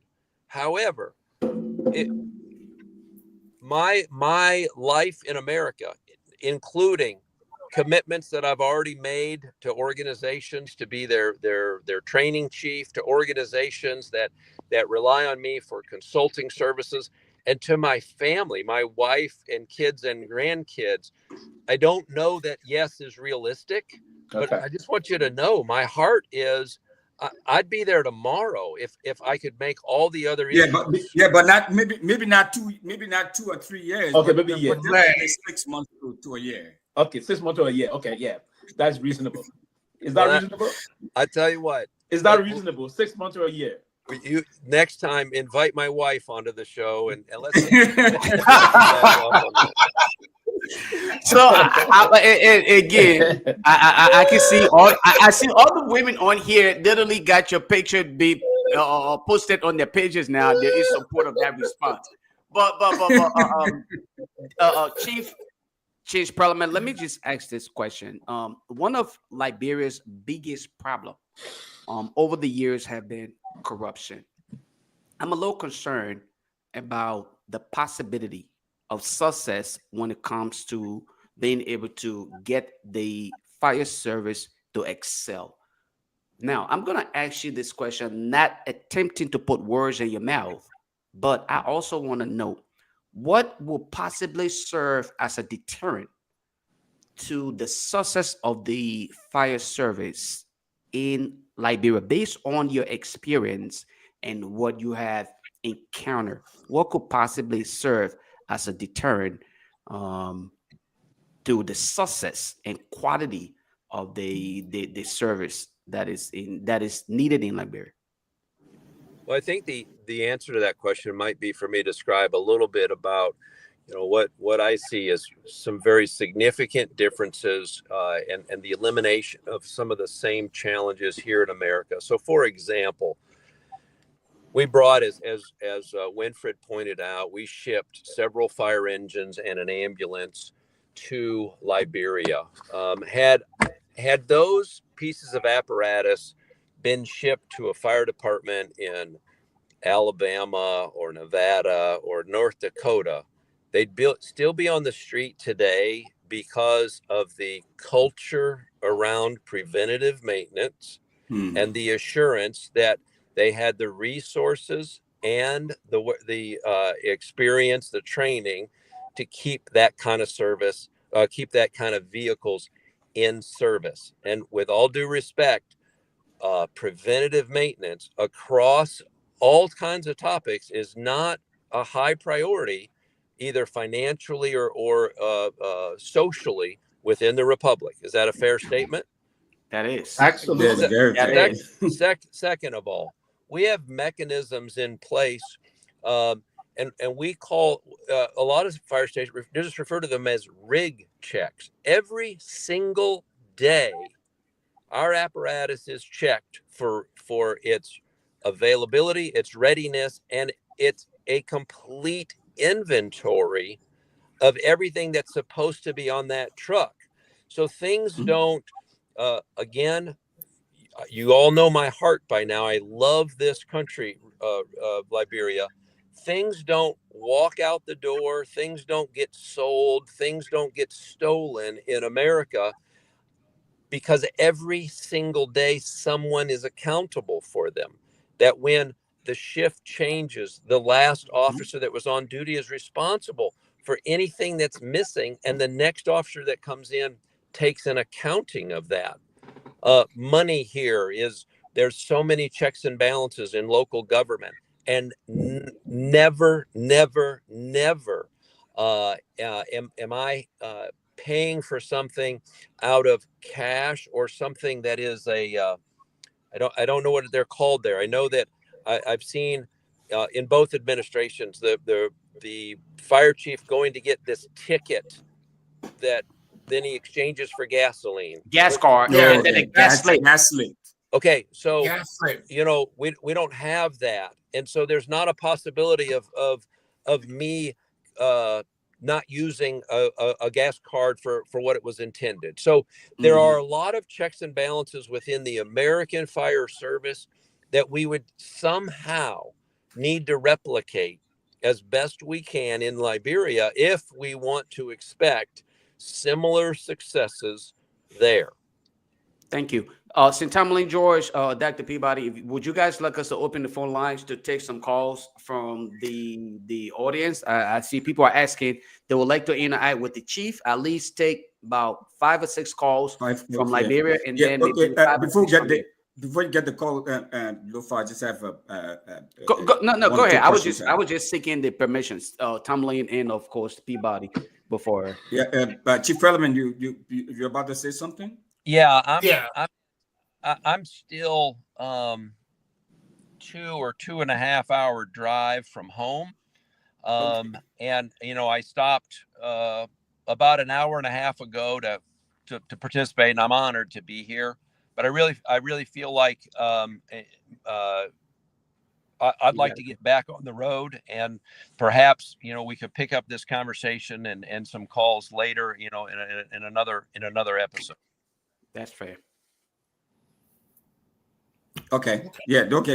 That's fine. But you know, and then I just ask my question, and then you want to leave, because Chief Butler is going to join us sometime next week. Okay. He was in LA responding to the fire there, the unfortunate situation there in LA. So my question then is, how regular do you or would you recommend that you know, fire drills are conducted, you know, seeing the prevalence of fire you know, all over the republic, from tanker trucks bursting out? I know that's a whole different dynamic. There's a whole different situation there with what we saw there in Torgbean. But I know when you were in Liberia the last time, because we connected while you were there almost a year or so ago, a little over a year or so ago.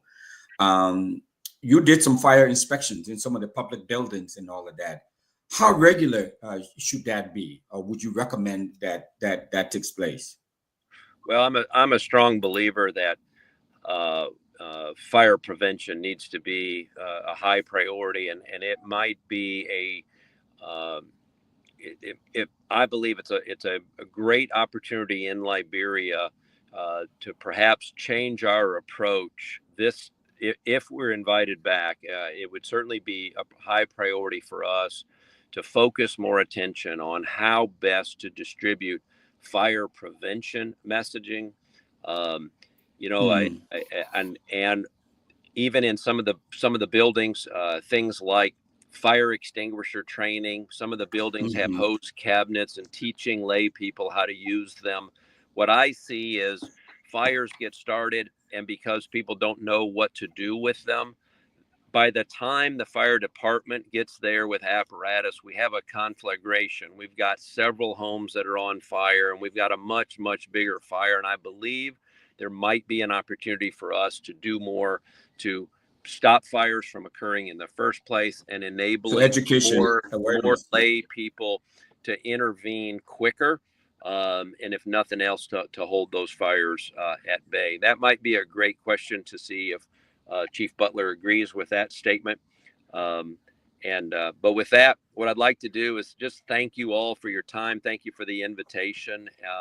Just know, you know, my heart is with you, praying that, you know, the good Lord shines favor upon the entire nation, particularly in this area of these devastating fires that we're seeing.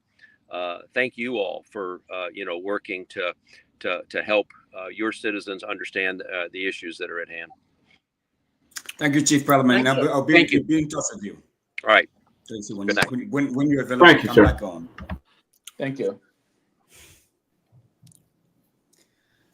Wow, that was extraordinary. That was a good one. Look, I don't understand why they you tell you the moderator, don't yeah. you the moderator. Look, can I talk something here? Yeah. Go ahead. So we guys in studio. While Tomalin is getting his point across, please get yourselves ready. We want to take calls from back home. We'll start the guys back home, and then we'll take calls from here. Tomalin, go ahead, sir. Yes, I really don't know why the president has not taken advantage of this opportunity. I think if he could do it, he could score big on this one. That at least because the fire chief said the past administration never pay attention to it. They all took advantage of it. So he got taking this one. But again, I don't know why. And the question somebody asked, people asked a good question. The man telling you already that you want to leave to come to Liberia, you know what I mean? It's not free. First of all, get a good package. But he got it's interesting that Sylvester you asked. I can tell you right now. You know the fire service falls on the justice minister. I'm texting. I'm saying the show that on right now. I say, why you guys not take advantage of this man offer? And apparently he even know what happening. I saying the whole video. He reading it. He watching that show. Telling him say, but this man offer free to help you help the country. And the man respect the president. I mean, respect the president. The man's been he's been politically correct. Also, the man started a diplomat. He's been very measured. President Bogga has not been fair to the country. He been offer free service. He keep for another ratio. The man he want to hit too hard. He just say, well, I still have faith. But giving him late. But again. The man repressed it. When you're a vice president, you have more interest. When you're a vice president, the man said it. The man said we put more interest as vice president. No, I know you guys want to be that Russell would want to be politically correct here, but thank God I'm not a politician. So I'll be honest with you. God, let's treat the show like how we treated the guy when he was here. Let everybody talk, give him time to talk. Lofa serve. I mean, Lofa is still moderating. You know, I just wanted to tell Sylvester the question that he asked was very poignant. He probably didn't know that, but they did ask him for a year, and he did, and he was considering it, but there was no follow up. So it was interesting that you specifically asked that question. So that's why I was like. So that's why I told myself, but Chief, it was asked. Yeah, of course. And when the government pushed on him on that, he's going to get some service. Imagine the man saying, you as vice president, you put more interest in the thing. The man said the past administration didn't put interest. And for sure, the past administration, the fire service didn't have no support whatsoever. I agree with that. That was a very clear situation. So Sylvester, here's what we're going to do, right? Let's reserve our view and analysis. Go ahead with the calls. Go ahead with the calls. Let's review our, just reserve it until after the calls. And then we will just give our analysis on what we make of his presentation. Just stick number Novia for the calls. Just stick number Novia. Huh? Stick number Novia. Like you ready for calls? All right. So Henry, Morgus, where are you? Yeah. Stick number Novia. Read the ceasefire. Henry, are you ready, Henry? Yes. My only problem, we'll take the first I wonder you guys to play some videos where we have the fire service using feces to off fire. Let's take the calls for it, Henry. 777-285-9610, 777-285-9610, 777-285-9610, plus 231-777-285. These are the two numbers. For those of you following on WhatsApp,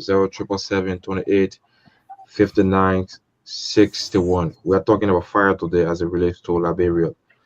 077-28-59-61 plus 231-777-285-961. To this caller, good morning. Good morning. No. We're not keeping it loud. We're not keeping it like you have to dress away from your monitor. How about your name from what you joining us? Joseph Jacob calling from Wool Camp. Okay, Joseph, make a point. 1 minute. Yeah, listen to the You guys are getting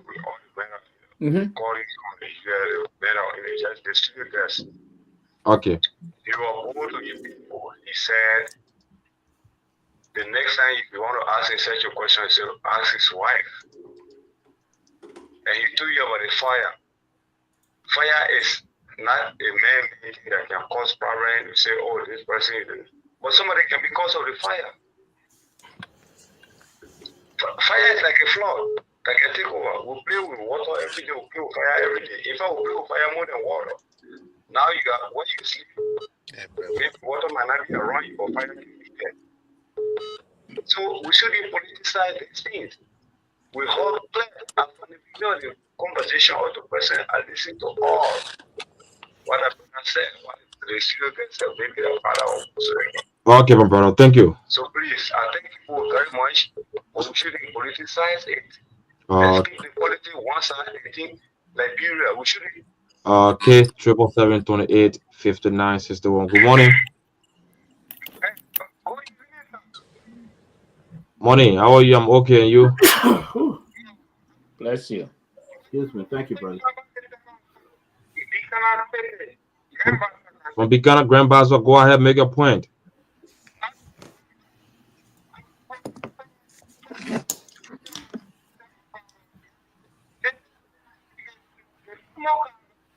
I can't hear him.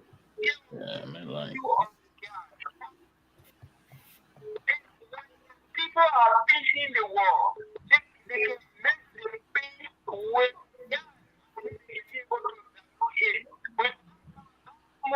because the war was going, we're not able to notify the people the gas was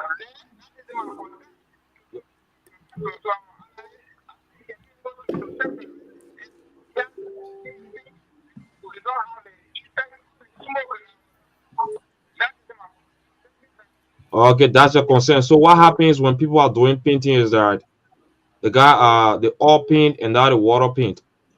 So when you're using the oil paint, hello. Okay, you got it right. Thank you. You always mess up with the gas. When you're using the water paint, you put just water in it. Isn't so?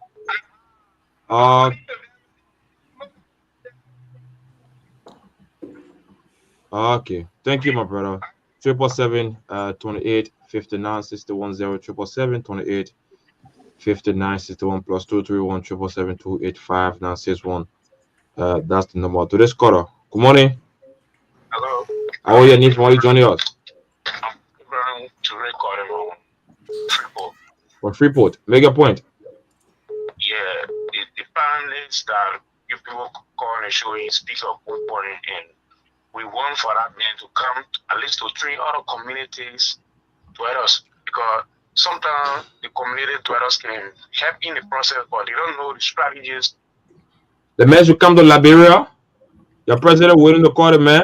The man says you should reach out to your web. 077-285-961. You got money to pay the man. You reach out to the president. You talk to the president. You're going to fire and protest. We can protest for other things. They're protesting to bring good fire analysts to help strengthen the fire issue in Liberia. Today's caller. Good morning. Who made Henry mad today? From my give you make a point. 1 minute.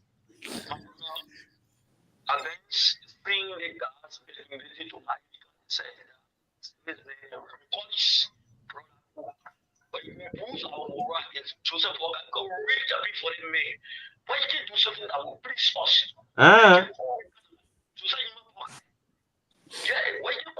Please, hello, please respect the president, President Walker.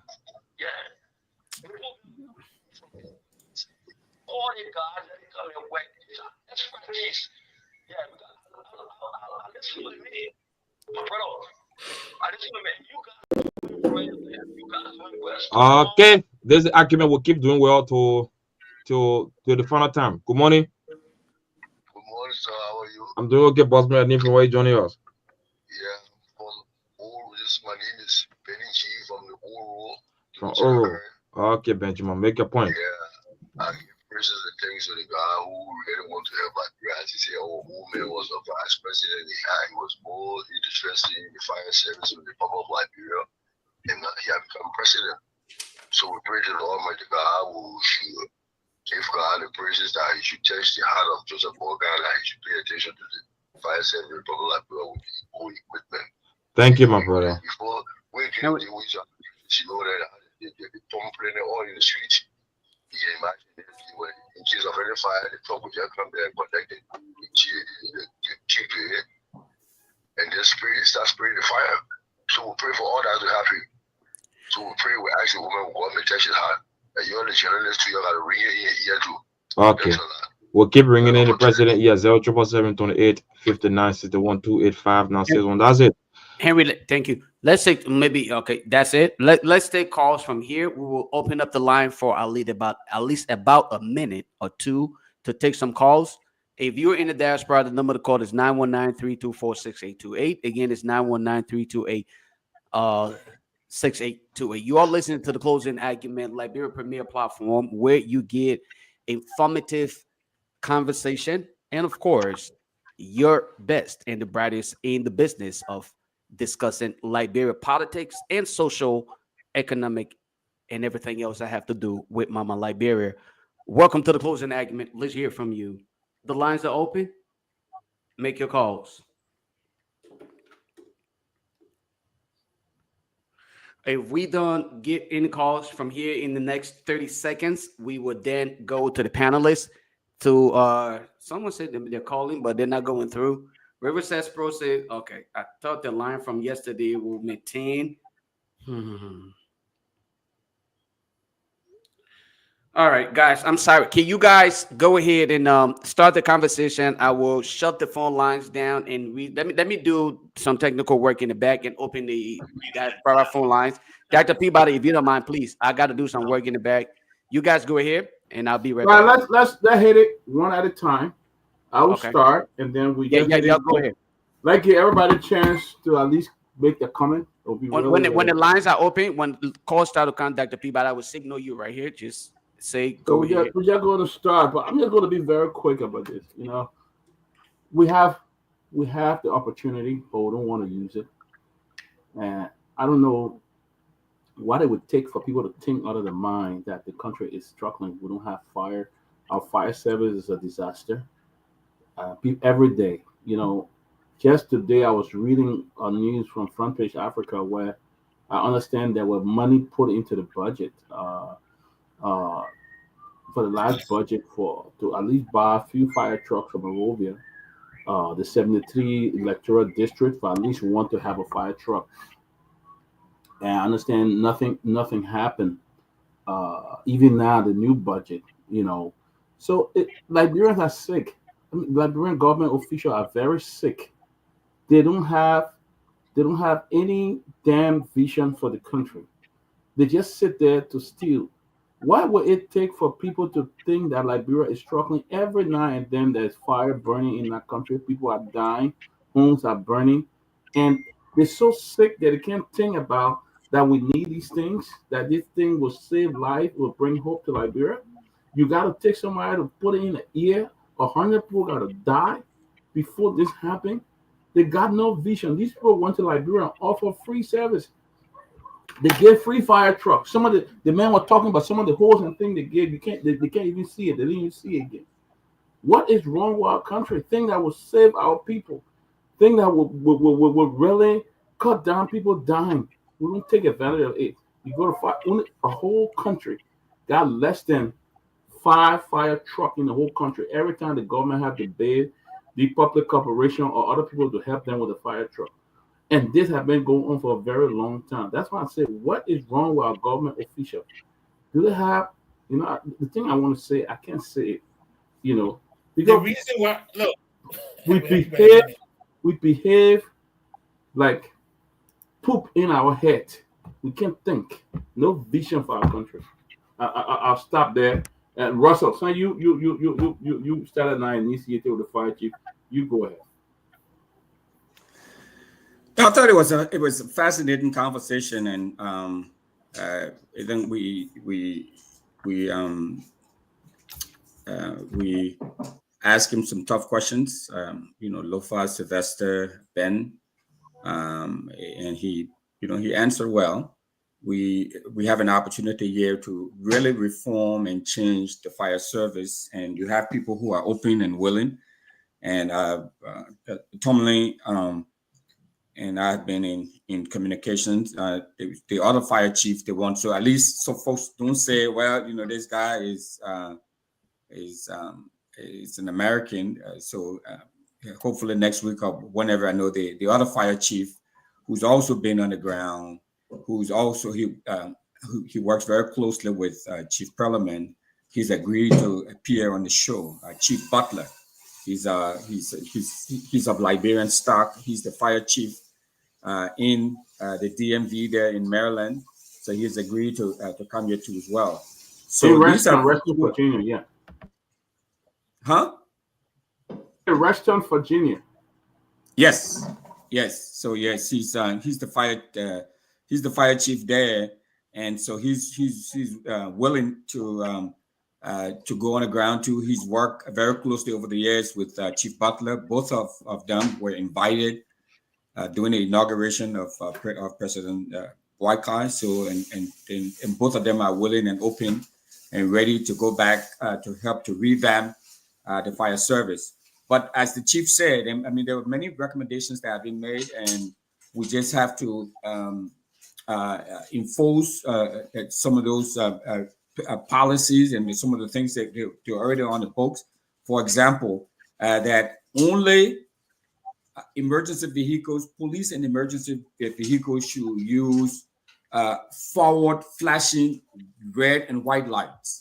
But not every time Dick and Harry be running around with a siren and flashing lights and all of that, to the point where people don't want to get out of the way. So right now, the Liberia National Police will be launching the Liberia Traffic Management System. And one of the things that Trina was telling me today, for example, is that trying to get the public used to being stopped, being pulled over by a police car with a flashing light, so they know that what the flashing light is. So one of the things that they're trying to push is to ensure that the general public is not just using, the flashing lights on the cars, red and white, lights on the car, nilly-willy. That when you see a flashing light, what is yellow or what is red, that either this is an ambulance, this is the police, this is emergency, or you're being pulled over. So just trying to get, to get us accustomed to that, I think would be great. But they have gone there, they've done a full-fledged assessment. They've made recommendations like for zoning ordinances to be enforced, so that the fire vehicles can go into all the little corner and all the alleyways. But a lot of those things are not being put in place. So hopefully this government can seize upon this opportunity that is being provided by Chief Butler and Chief Perlman, and take them on and help to change things in the country, because we've seen a lot of devastating fires in the last year. So I think this is a really great opportunity, and they're not just coming, alone or by themselves. They're bringing a whole team. Like the last time when Chief Perlman went, we took about 8 to 10 people with him. All full-fledged, fire instructors and fire trainers and all of that. So, I think this is a great opportunity for us to leverage. Robert, you just came. No, Anthony, and then Robert. You guys, okay? Lofa is back, so I give you the Lofa. Let him take over. Yeah, guys, good evening, and I want to say thank you. Oh, DJ, I'll be calling you DJ Lofa now, my man. You're good behind the microphone. But in all fairness, guys, it was good to have Chief Perlman on the platform today, giving his expertise and understanding of the area. Most often, almost every Liberian kind of play that lawyer thing, kind of play this expert on almost every subject matter. Those of us who are not medical practitioners try to stay away from those kind of things, because we don't want to be questioning and be scratching our heads, right? but that is the kind of thing that the platform is good for. The other day we have some guys in the telecommunication aspect of things. They came on this platform. They lay out the groundwork and all of the different things. It was very, very important tonight to have Chief Parliament on this platform because the way the investigation has been going, the way different posts have been placed on the social media, on a radio station carrying different things. People have been arrested and all of the different things. Tonight, I posted a question. It was not asked, but indirectly he answered that question. That was, if a building is in the possession of a law enforcement officer, Anthony. Anthony, Yeah. sorry, I didn't mean to interrupt you, but somebody on the line? No problem. I'll be let's take this caller here. River says Pro, go ahead. Let's hear from you. What's your comment, your view on the interaction today with the police officer? Excuse me, the fire chief. Oh yeah, thank you guys. It was great. I listened to the fire chief. He said a lot of great things, a lot of good recommendations that were. Just hold on 1 second. I'll bring you on. And too many things he said. I'm kind of a little bit disappointed that there hasn't been follow up on a lot of these things that he recommended for the country. But my question to the guy, I know he might be following, or maybe Winfred can relay to him.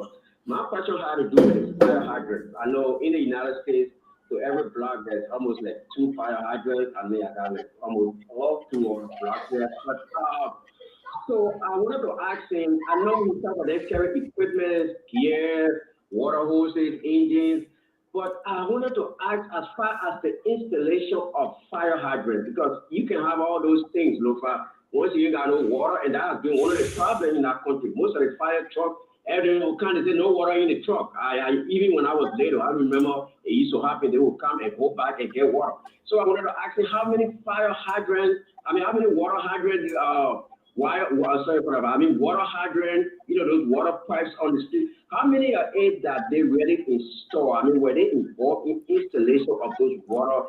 Those that would not be under their jurisdiction. It's not under their jurisdiction. It is under the water and sewer. I asked him the question. He said we're trying to start it, but it's not okay. I asked that question to him. And he spoke directly to it. That's the fire people who are responsible for that. No. Well, if he said that, I didn't hear that, but that's not part of the fire service. Yeah, but let's take this this other caller here, and then I will come back to the local phone line. Caller on the WhatsApp line. Let's hear from you, Joseph Colley. Joseph Colley, where are you calling from? And let's hear from you. Great show to my brothers on this platform. Really appreciate it because it's good that people who are specialized in the kind of field come and give their views and unfolding events that that is going on in the country. Because we don't need, our country is so small. We don't need to be playing with people's life. Look at what our boy is going through of what the police is doing to him. Look at the chief that came and dismissed a lot of those claims that they are talking about today. It's just unfortunate that our leaders will be taking these kind of stands. Poor people are suffering while they are stealing the Liberian people money and doing anything they want to do, not even thinking. Can you imagine? At least in Monrovia, we should have like 2 or 3 different fire service departments in the city center. Or how they call it, on City Hall area there, Cinco, at least about 3 or 4 to be able to, because these things all happen. We don't have control over it. Things will happen. And we got a lot of kids, and don't think about what kind of situation. Thank you. Fire hazard over here. What I say, well, as they are laying a new pipes and things, they got to start thinking about what kind of plans in the future. Thank you. So that at least we'll have a lot of them around so that when disaster strike, that we can be able to have access and our people can be able to get to work. We need more than 10 or 15 fire service cars in our place. But they don't just care about it. It's just crazy, my people. Thank you. People will step in. Thank you, brother. Thank you. Let's take the caller on the local line here. Caller, go ahead. Your name and where you calling from. Let's hear from you. Hello, my name is Daniel Lavo, commonly known as Di Maria on the show. I usually follow the show. I usually follow closely Acumen. I want to say thank you to you guys tonight. Go ahead, boss man. I want to say thanks to you guys tonight for bringing on such a well-educated person when it comes to the fire service tonight to provide education to the Liberian people. I want to say thank you to you guys. Bye. Thank you. Thank you. All right. Chief Tomalin, Doris, Dr. Peabody, I think those were the calls. I will cut the phone lines off now so we can get to. There are other discussion topics that we want to get into tonight before we get off the line in Liberia. So I will cut the phone lines off. And Dr. Peabody. Let me just conclude so we can go well. So yeah, as I was saying, I appreciate the fire chief for presenting what he did tonight. It's very important, our awakening, this debunking some of the myth already put out there. We already know the fire scene has been compromised, and he did address my question worrying the building is in your possession, you're a law enforcement officer, whoever is the last in charge is the person who's responsible for X, Y, and Z. The police was in charge of that building before the building got on fire. The investigation should start with the police. What happened? Who was here? What happened? Nothing of that such happened. We saw the other day, thank you, Lofa, for talking about fire hydrant. One fire hydrant was installed by Mo Ali, and we saw a whole celebration. They even caught a ribbon for the fire hydrant, that kind of thing. It's part of your job. You're getting paid to be the director in that area. Put fire hydrant around the city where they are needed. One fire hydrant, you can't celebrate it, folks. This is not an accomplishment, right? But we saw that ribbon was cut for that, right? I'm not trying to politicize anything. I'm just stating the obvious here, guys. So again, thank you, for inviting the chief, Councilman Russell, and the rest of the crew. We look forward to talking to Chief Butler when he does come on the platform. Oh, Robert was here. Robert have not spoken yet. Okay, Robert will come back. Let's go to Jonah. I will enjoy you. All right. So look, there are a few things that you can see when people are serious. There are certain cues that they can give you. There's a guy in Ohio. He's a former lawmaker, Rob Putman. This guy used to be against gays so bad. Only to find out that his son was a gay. He had a turn a 360. Even though that was so selfish as a lawmaker, only because it affected him, that's why he turned around. Let's look in our country. One of our lawmaker house got burned. That was not enough. The speaker house got burned. So you would think that, okay, let's say, let these people be selfish and say, for once, we will be selfish since our homes are burning. So we will put money in the budget for fire services, They said no. Because it just tells you they don't care about these things. Fire is not a priority of any of these governments.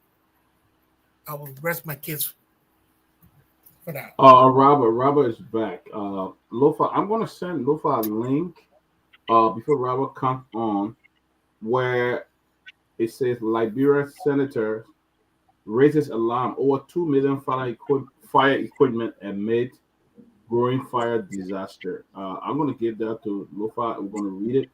But this was something that was done in the when the fire hit the speaker house. Senator Saad Joseph and others came out with a bill so they can put money into the budget for fire service. I understand the money was put there, but nothing was ever done. I will send this to you, Lofa. You can put that up. But Robert, go ahead. Doc, did you send it to me via WhatsApp or you send it Messenger? Let me. So I was following the interview with the fire chief, and I thought you guys did a great job. But I got to be honest, I still don't understand what these interviews or what Liberians stand to benefit from these interviews, especially when you have a government and you have people in leadership who have not taken any cues from some of the expert opinions by these experts. This is not the first time we've interviewed fire chiefs. I think Winfrey has dedicated his time and effort in not only getting these guys to come on and educate Liberians, but to put in place the willingness to go back home and actually start to implement, to practicalize these things. And the government have not acted even over a year in this administration. So I'm personally getting sick or tired of these interviews. And to be honest with you, I think the fire chief, I think he's overly extended himself. Because if I was him, I would decline having another conversation around fire and the challenges posed to Liberians. You don't need a fire chief to tell you that this is a critical issue in Liberia. All you have to do is to just drive around the country. Damn near every single day, there's a fire outbreak in the country. It's not just happening to poor Liberians. It's not just happening at the moms and pop shops. It's happening to privileged Liberians who started from the bottom. Just a few months ago, Ocean City or Ocean View closed right in town, right adjacent the Invincible Park was on fire. And if it wasn't for the grace and mercy of God first, and people who were just standing by, and workers who combated that fire for over an hour by using bucket of water. There's this young man that I saw climb up to help stop the fire from entering the bigger building. If it wasn't for them, that whole place would have been gutted by fire. And you would have seen a Liberian business just vanish within a twinkle of an eye. It took almost an hour and a half for a fire truck to arrive from a business located. What you would think that there'll be fire trucks all around that area. The former president, lives close by. She doesn't live far away from that area. Imagine if a house was to be caught on fire. How long would it take for fire services to arrive? In major communities, schools have been burned down. Homes have been burned down. In fact, you would have thought that some serious action would have been taken when the number 3 most powerful figure in the Republic of Liberia was impacted. The speaker, Funati Kofa, was impacted by the fire disaster. What would it take for this government or for us as a country to understand that this issue should be prioritized, like all of the other issues, whether it's healthcare, quality education, expansion of roads? What would it take? What would it take? Today, I saw the justice minister distributing 21 vehicles to county attorneys. Are you serious? These folks went to school. They spent thousands of dollars to become attorneys. The state should be able to pay them enough money where they are able to purchase their own vehicles. I can understand having vehicles for operational purposes, but why are we spending taxpayer money to purchase 21 vehicles for attorneys and counsels? And then they said that this will help ensure effective justice. Is that how you ensure effective justice? Are you kidding me? The police chief is exposing police officers that are underpaid and that are not even paid on time. And you say, well, we are committed to what are we doing in our country? Everything that we've done is counterproductive to the development and improvement of our country. Every single thing. And I'm not the smartest kid around here. But I mean, some of these things are no brain. It's not brain surgery. But we'll continue to make the same mistake. So again, You're wasting the fire chief's time. You're wasting Winfred's time. And I'm sure these guys are in back thinking, Winfred, what is wrong with your people? I mean, how many more conversations should we have to start doing something? A dream is just a dream. If you fail to take the first step and act on your dream, it's just a dream. It means nothing. So when are we going to act? When are we going to act?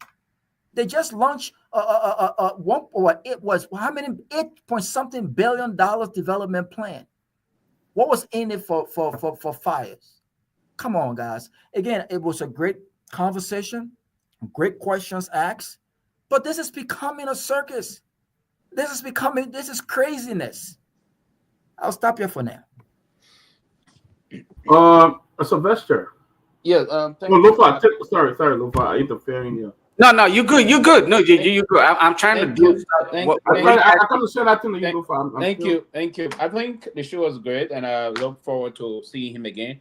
But Raul, let me disagree with you. There's different thing again in people discussing it time to time the way you sell it. There's a need to this situation. Anything discussed is half soft, and we would time to time look forward to meeting those people and engaging their thought process about the country development. Even if the government is not forthcoming about it, we will time to time remind them and keep their feet to the fire to see some of these things to move and prioritize them. It's important to have it discussed, and we look forward again to even bringing different professionals on and getting that thought process about how we can forge on in different sectors. A sectoral area. We have different sectoral area in the country. I think the fire area is one of the very pivotal area that we can move to doing a lot of good job. And I saw the Minister of Justice, and again, let me disagree with you. There's a need. The Liberia government does not pay those County Antony the amount of money that they go buy their own vehicle. No, it's not the kind of way. The government is not a rich government, so the money of a county. I'm sorry, Sylvester. I'm sorry to interrupt. The government is not a rich government, but we can afford $600,000 vehicle for the president protection. That's what I'm saying. That's what I'm saying here. There's absolutely, Raul, nothing wrong with the government. I'm not saying something is wrong, but something is obviously wrong with the strategy. It is just a regular process across the African terrain and the rest of that. There's nothing. No, Ghana is different. And sometimes today, Frame donated $600,000 worth of art to the president. Everything to Ghana is different. I'm sorry, sometimes we should not disagree with everything to be known that we want to talk on something. That is very important for moving the county. The county attorneys are working in the forest, in districts. They have to move about. And it's not the first time this happened. We have to prepare the county attorney and get them logistic to enable them to carry on their function. For me, what is necessary, we say that. I agree that we should pay more attention to other major sector areas like the fire area. Now, I listened just now to the chief, and he spoke more passionately about the country, right? His willingness to engage and do other things, and I agree. And part of and someone was saying something. The Minister of Justice, and ironically, the Attorney General, the Department of Fire, the Fire Service Chief report directly to the Minister of Justice. That's a paramilitary institution also with other responsibility to do that. And I think it will be important that we put more attention behind this process and align the country move on. Mr. President, this is not a difficult thing. The man already said he been in the country, and he praised you, that you are very engaged and involved with them when you serve as vice president to Madam Salif. I mean, at this time, you are the helm of power now. You are the chief superintendent of the republic. So you can move in to change that and engage them, find time. And I can recall when the last time in Cox City, when the press were asking the former president about this fire service thing, he said, "We're going to see things. We should put some money in the budget." You're relying on the folks from the Capitol building to put money in the budget for the fire issue in the country, and I agree with him. There was no support in that direction. Now you there, Mr. President, put time and do that. And again, let me commend the Minister of Justice. And I've been one of those that I've advocated in the country before. I can remember from 2013 for county attorneys across the country when the situation happened in Konya, Lofa County, about the fire, that issue about burning down the the mosques and other things, and we said County Antony needed to be empowered so they will move within the county and ensure that the change of the wheel of the justice system is on course in the country, because they're very important to maintaining the struggle about our rule of law across the country. So I think, Mr. President and Mr. Attorney General, thank you for empowering the county attorneys, and we look forward to seeing them. What we need now to do is the public defender also, Mr. Minister of Justice. You do those things to enhance that, but please pay some attention to Chief. The Chief spoke very well, and let's do something very serious about it, and we should do it expeditiously. I think it's important that we do those things. If I could, let me just chime in on here real quick, and I see where Robert is coming from, and I can sense Robert's frustration. It's not because there isn't much value for the conversation that is being held. He alluded to the fact that he valued the conversation because it helps Liberia, but it becomes a little bit more tiring when the effort is being made and those who are victims, they just ignore the desired effort to implement what is needed. This is simple, and anybody will get frustrated.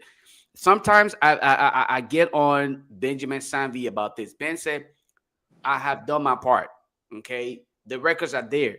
History will remember me. And this is a young man who started his advocacy, from very young, being very young, and it's there, regardless of how you want to see Ben Sanvee. He been a part of Liberia body politics. So when I hear Robert say these things, all I want to reassure Robert is the fact that we cannot stop fighting for the true transformation that we want.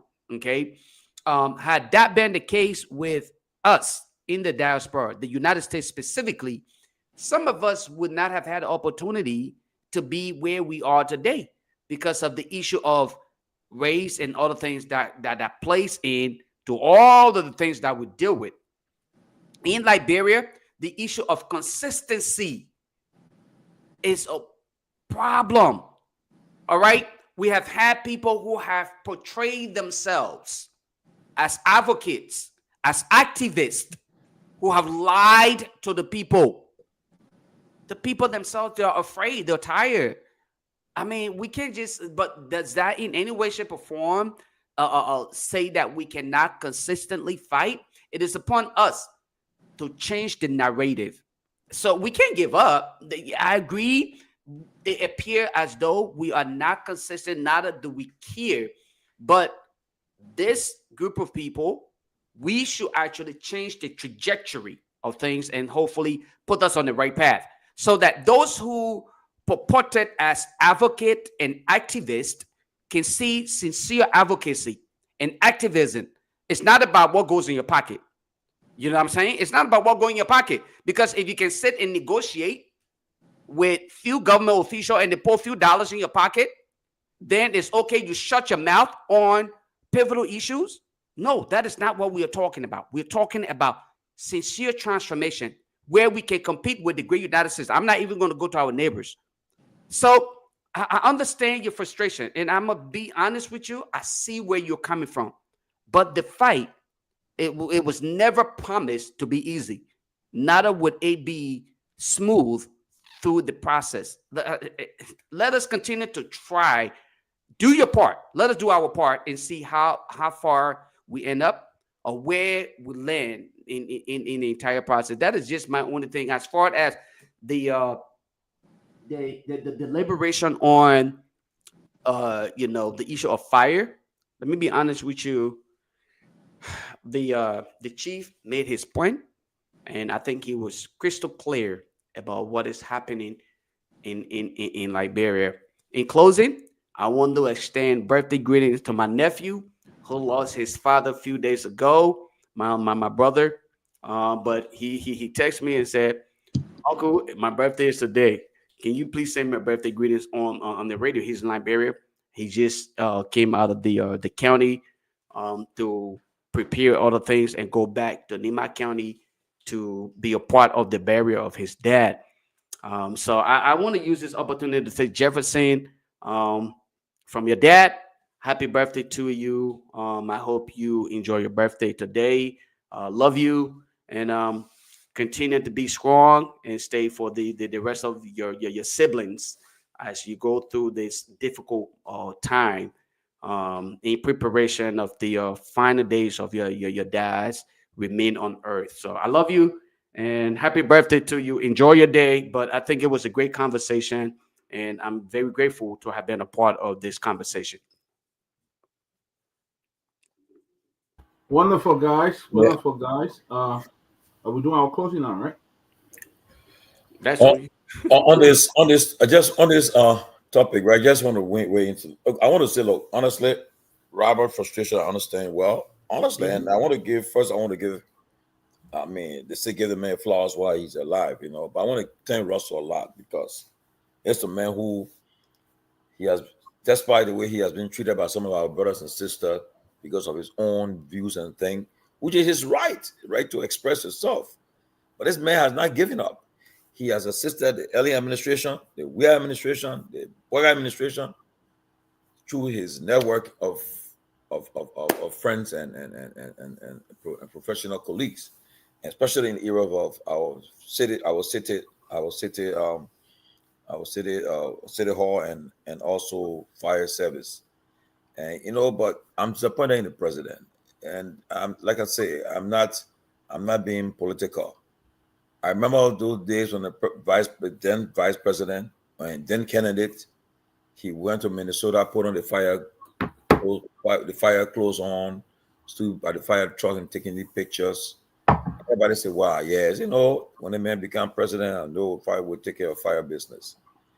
This man, this fire chief, you know, he's not political. I understand where he's coming from. He won't he won't put nobody in trouble. He won't get involved in our daily politics. So he just stay above the fray. And that's why I think the man said, let me come on the road because they bring in calls.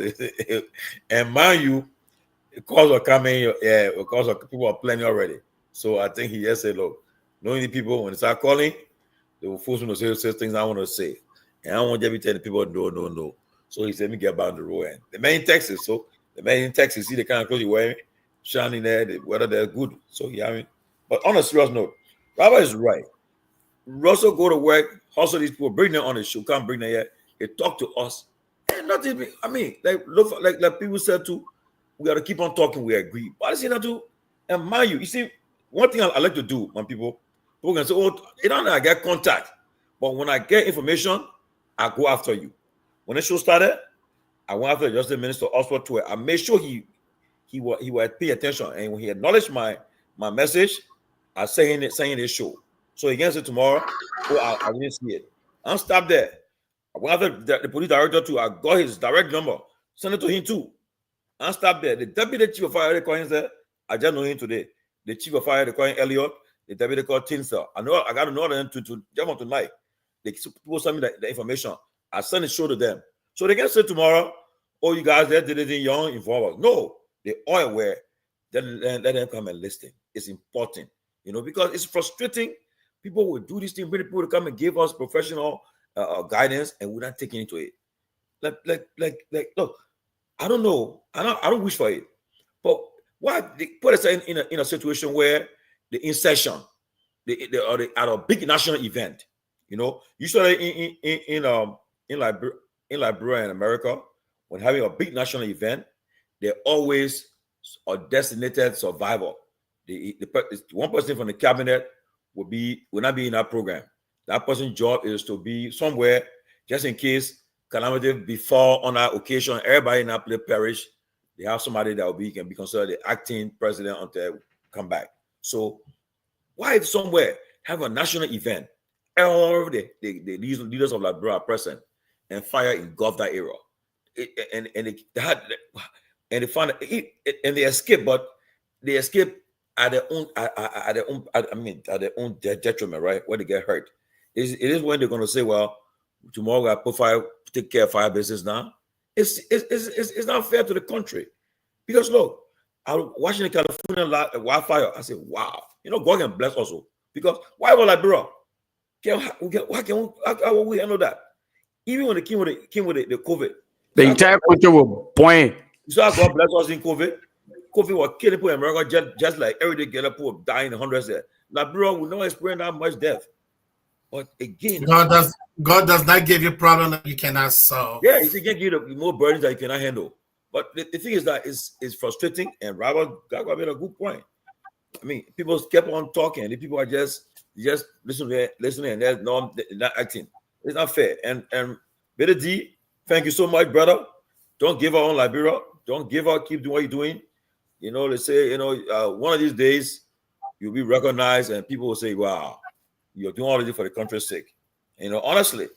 And lastly, I pray that we'll get. I think people are we're talking about it today.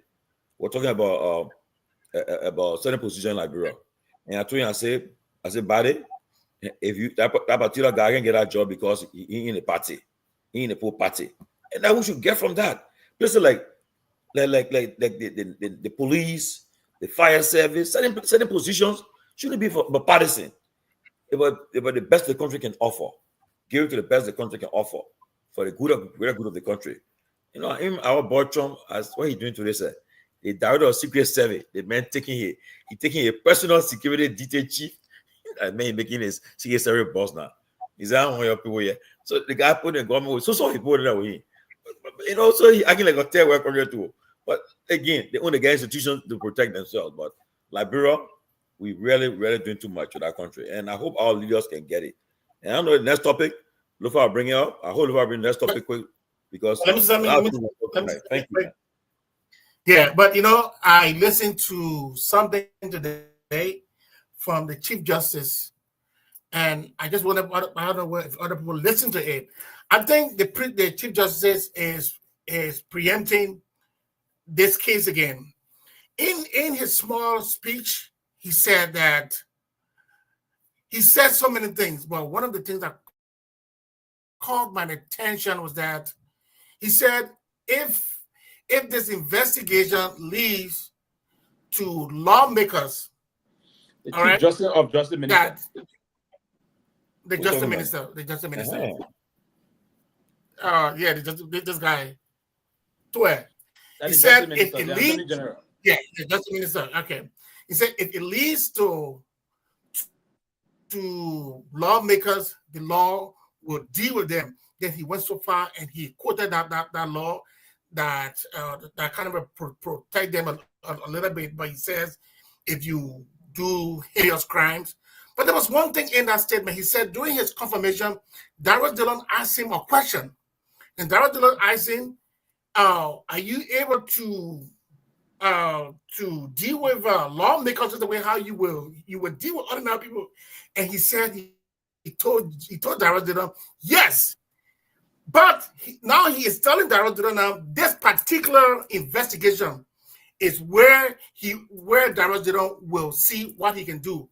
That statement alone is telling me that he is preempting that lawmakers are beyond this, which I find very, very troubling. So he used the word if. He said if. He didn't say he said if. Yes. So yes. Wait. No, so listen, he said if lawmakers is for, in fact, it is a very short video. Let me just play. It's very short. Seeks to incite fear or arrest among the citizenry. Emphasize that the safety and security of the Liberian people remain our paramount concern. The investigation has shown that the fire incident was an arson attack, which is a felony on our criminal law. The Minister of Justice hereby strongly states that it will not shield or fail to arrest any individual who the investigation reveals play a role in the commission of the crime of arson in that incident. If any person is implicated, be it lawmaker or not, he will face the full weight of the law, like any other. It's clear, Jonah. The man used the word if. So he didn't conclude it. So correct. So he didn't conclude. Just it. Due process of law. It is important to clarify, agreed Article 42 of the 1986 Constitution of Liberia, that while lawmakers enjoy certain protection for arrest, these protections do not offer immediately in the face of allegations such as felonies. Should any lawmaker be implicated in the commission of a crime of action, due process will prevail and appropriate legal action will be taken. At my Senate confirmation, I'll ask a question by Senator Taylor whether I have the ability, the guts to arrest a lawmaker. I told him not to test my resolve. This is a case that will show whether we have. Jonah, nothing that new. Wait. Pewee, hold on one second. Ben, hold on. Ben, let me. People there one at a time. Yeah, one at a time, definitely. Ben, what is your point of contention? My point of contention is that. Okay. Okay, I mean, the video they finished playing, but people want to join in my neck. No, the video go through. Go ahead. Ben, what is your point of contention? What are you trying to? My point here is that he made specific reference to this case. He said it is this case that he will use to prove that he's not afraid of lawmakers. So he is preempting that the end result here is going to lead to a lawmaker. That's what he's saying. That's simple English. Ben, hold on 1 second. Okay, so he said, Darren Dillon asked him, will you be able to deal with lawmakers? He said, yes. Now he comes back to say, this case will prove, in as much as you are using this case to satisfy the condition that was set. That's what you're saying. No. What are you saying? 1 minute, So Benjamin, Pewee, let's hear from you. Yeah. Why it is true that I totally disagree with Benjamin, but I would not say that. But I also disagree with him. Yes, but Mr. Justice did lay the premise. He was very explanatory. He said, "Shoo, if." So the premise. So Mr. Dillon cautioned to him them during the confirmation: if a lawmaker breach the law, what will you do to him? Now he's saying this is a clear example. If they are involved. The man spoke English, plain English. If they are involved, Ben, stop. Ben, let the man land. Yes, please. He spoke plain English there. If, and that's why he said the basic premise before coming to the conclusion. And the premise is what that would trigger the conclusion. So he was very explanatory in his process. He's not saying he's going to target someone. He said if, and he said shoo, and a lawmaker allegedly be involved into this issue. Then he reminded us of the caution they don't ask him if you apply the law to lawmaker like you apply to ordinary citizen. He said this is going to be the test of that caution to they don't if they are involved. And of course, are supporting for that, and I agree with him. Thank you. Yeah, but Peabody, let's get your input on that. So far, in the first place, the Chester minister is not even credible. You know, he is not credible. He's not looking at credibility. Looking at he performing his job. No, Pewee, don't do that. Let him land. He will justify his position. Okay. In the first place, he's compromised. He has taken over the role of Chief Justice, a Supreme Court Justice, the justice in law, and if he can do that and cause a whole house, a whole speaker to leave, you know, and to destabilize the whole House of Representatives, how can you even rely on him to even be fair in this case? He's trying to prove a point, and I don't think he's somebody that Liberian people should trust. He's not credible in his practice of law. I mean, I don't know him, but people who knows him claim to be one of the smartest men, to be one of the best, all of that. But that nonsense he did with the Supreme Court interpretation, I think, proved that he cannot be trusted. He cannot be an independent justice minister who will really be transparent when it comes to enforcing the law. I don't think you can even rely on him when it comes to enforcing the law. He's not independent. He's a puppet to the executive. To the president. So, Dr. Peabody, I want you to elaborate a little bit more on this because, again, due to the fact that we are listening to globally, I would state, what are some indicators to that position statement you just made that he is what Dillon would say, and then Abachi will come and say the same thing to him, spineless in the actual execution? What are some indicators? If I didn't get it, just remind me of some of the things that are referencing his inability to But I represent. already said it, because the fact is, the Liberian people, he's the spokesman, he's the Attorney General for the Republic of Liberia. He's not a justice on the Supreme Court bench. He should not be interpreting laws from the Supreme Court. But he actually took the side of the executive on the issue at the Supreme Court. He took side. And the justice minister should be independent. He should be the only one that tell the president, disagree with the president, tell the president, we can't do this. This is not the right thing to do. We shouldn't do it. But what did he do? He went there and took side, because he took order from the president, and what the president wanted. He went there and gear up and say that's the interpretation of what Supreme Court said. And what happened? The executive, the Senate, they all concur with what he did. How can this man be independent, that we can rely on, that he can come up with components of evidence to show that somebody have committed a crime behind reasonable doubt? How can he be credible? He is not. And I think it's sad for our country, but the justice minister is not credible. He's been compromised. His recent involvement in the saga at the legislature kind of undermine his own credibility. And I don't even, for me, I think Liberia have a problem with a justice minister like that. He should have been dismissed for his role in the issue. So he should even be investigated. Thank you, Dr. Peabody. And we will start with you on this portion of our discussion tonight. The couple other topics we would like to discuss, hopefully, before we wrap it up. We are fast approaching the end time of tonight's conversation on the closing argument. Dr. Peabody, let's start with you. The Inspector General of Police is soliciting. It is alleged, to be correct, it is alleged that the Inspector General is soliciting bribes on the highway in Bonk County. Okay, why this is alleged, and there are so many other cases that have been brought up regarding some of these things. What is your take on it?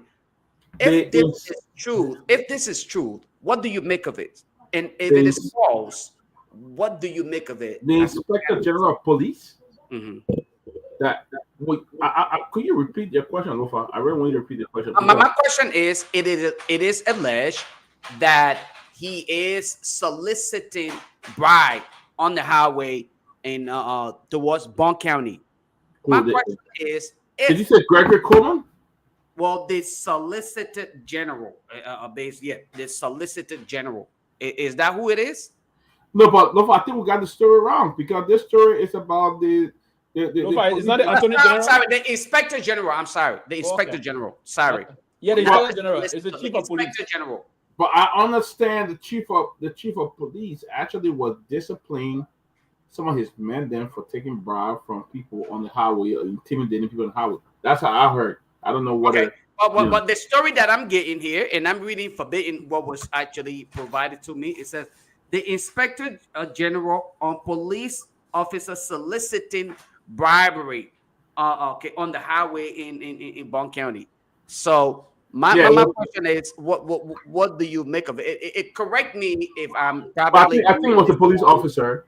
It was the police. So we have. So the police officer is the Solicitor General is fighting against bribery on the highway. No. The story here says he was trying to reprimand his men for soliciting bribe and taking money from passengers or people trying. I think he was driving and saw them doing it and took a stand. That's what I know.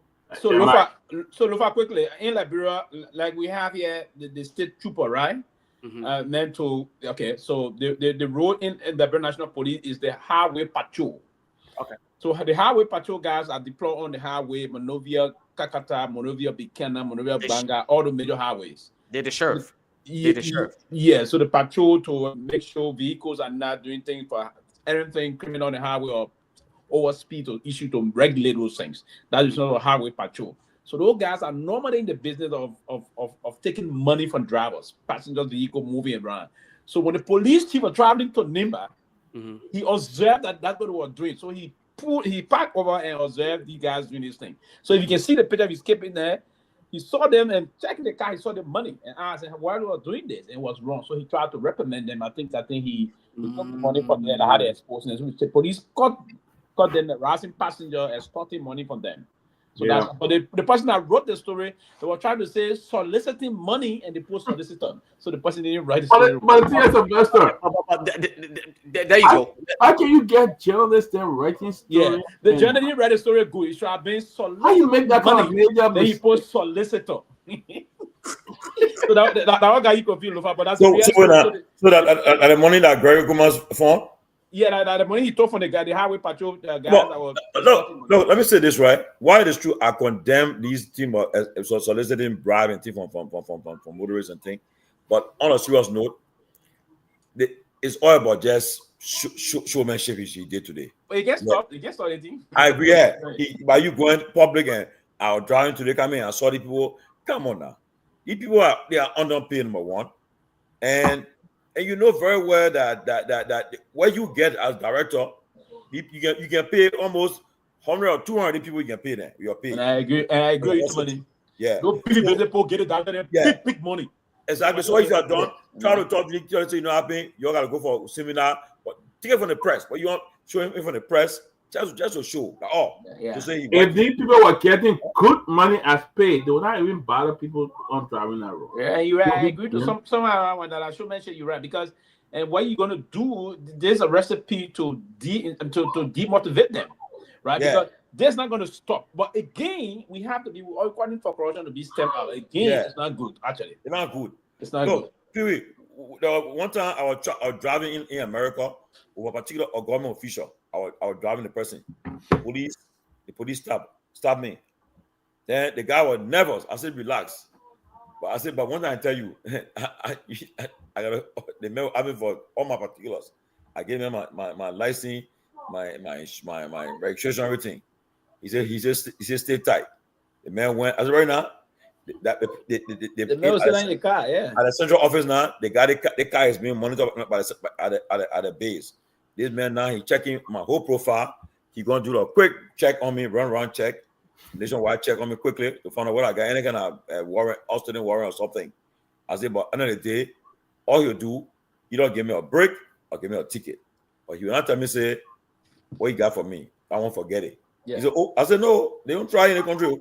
These people don't try it. Right now, that man's being monitored right now. For the camera, you got a body camera on. Body cam. They're watching him now at the office. All the conversation we're having, they're hearing it loud. You know? As soon as time is on to open it. Yeah.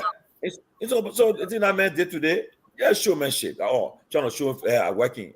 Give me a break. You can't underpay people that expect them to not be corrupt. You can't. So my thing is though, so considering the fact that it is true that it was mere showmanship, and I agree with you. Every time I say the same thing about Mo Ali. This dude appeared on more radio station and television than my local city or water and sewer company. I have 24/7 water in my place. I don't even know who's the guy that is responsible for that. Okay, 24/7. Mo Ali, who is just merely making water available for half of the city, half of the time, not even half. It's on every radio station, every time trying to make the case that he's working tirelessly and harder than you can imagine. Is this the norm in Liberia? I saw Eugene Fangon today also trying to make the case that he's working harder than anybody else in the government and making all the case, not taking into consideration that when the people feel your work, you need not to get on every radio station to make the case. Is this the norm in Liberia that you must make your case in order for people to appreciate? I would say this about Mo Ali, right? Look, I will tell you this. I'm not a fan of Mo Ali at all. I'm not one of those who will tell you say no. We're not cool. Not somebody who I'll say we'll sit down we chill. No, that's not the kind of person. But honestly, right, what he's doing is that places that water never came from the pipe for more than 30 years since the civil crisis. That's what he's been tackling. And as I follow it, the places that water couldn't come from, the pipe that were there, that's where he's been going for 30 years, the last 30 years since the war. And these places have been turning the water on there and making water to go through there. That's why you see he's showing off what he's doing at water and sewer. Okay, and to be fair with you, like you said, it is his job, right? Their job to do it, but only because of the length of time since the civil crisis, we have had governments that were in power and they didn't do it. So the fact that he's doing it now, so he want to show off. So that's all about it. Well, he's doing a good job. I want a lot of you. But Tony, how long this guy been offered to be doing a good job? How long he been in office? Oh yeah, the man been over less than a little over a year now, and to see what he's doing, you are getting credit. I mean, since we have water and sewer being around since the war ended, we had the interim government, the transitional government. How far is water in Maria? Half of the place don't even have water. Oh no. Check it out good. A lot of water. So let me say this. Water there now. So this is I don't be objective. So Tomalin, let me throw this in there, right? Yeah. Why it is true that all of us shoot and will be objective in these conversations. Hey man, we can't lower the bar that low to say because he worked on few areas in Liberia to make water available, we should sit on various media platform to applaud him for the. How are we supposed to get people to work beyond our expectation? And this is the laziest argument. I'm sorry, I don't mean but this is lazy. If for instance, water certain pump in balance, right? People have been going to hand pump to get water. Having a hand pump to get water, right? For the last 30 years. And now, and you go and you under your watch, you go and make water coming through the pumps in the people's homes and things like that. Oh man, that's something you say. Well, this you met your expectation. You met your expectation upon hiring was to make sure that those homes have clean drinking water. That was the expectation. When you go beyond expectation, then we can say we will appreciate you and gratify you for your effort. At that point, when you make water available, you met expectation. So what else? Should we come in? So for instance, right?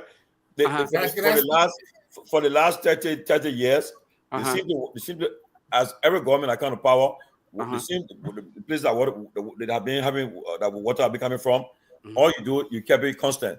But you go the extra mark is that he went above. He said, well, I will go to other areas that water are not coming last 30 years. I'll open the pump there. That's what he's been doing. So in short, guys, can I say something? Go ahead. So Ben, you're coming after that. Let me say, look, he started off good, and we hope he does well. But you can't say that he's doing so well that everywhere in Maria people talking about water. I disagree. Jesus. That's cool. I would say it. That you can say it, but not me. The brother is doing good. Difference of opinion. You can say that. Yeah. So yeah. You cannot tell me that water truck not driving around people and supplying them. I have done a good job. I mean, so far. I mean, he started up good. I admit that he started. Ben, you're soon coming. I admit that he started up good, but you can't tell me, oh, the man is doing water all over Maria. That's flat. That's not flat because it's reality. See, it's believing. I mean, different opinion. The message is a lot of MOU in Morocco today.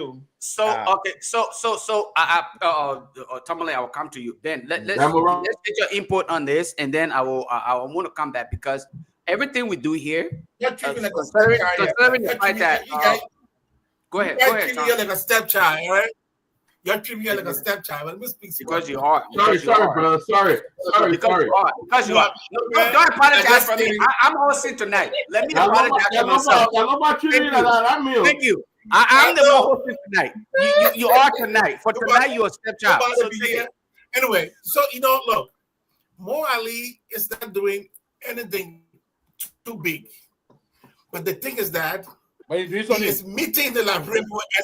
He is meeting the Liberian people expectation. Liberians don't want much, just small thing moves them. That's why Mo Ali didn't understand the politics in our country. So when you see him go to places and open a new pipe, like Tomalin said, a pipe that has not been opened since the war. You know what? You know the first thing that runs through my mind. I want to know if that water was tested. The more Ali tell me how much lead in that water, we're going to drink the pipe has been open for 30 years. You want me to go drink that water? You better be drinking your water. A new pipe. Oh. A new pipe. Okay.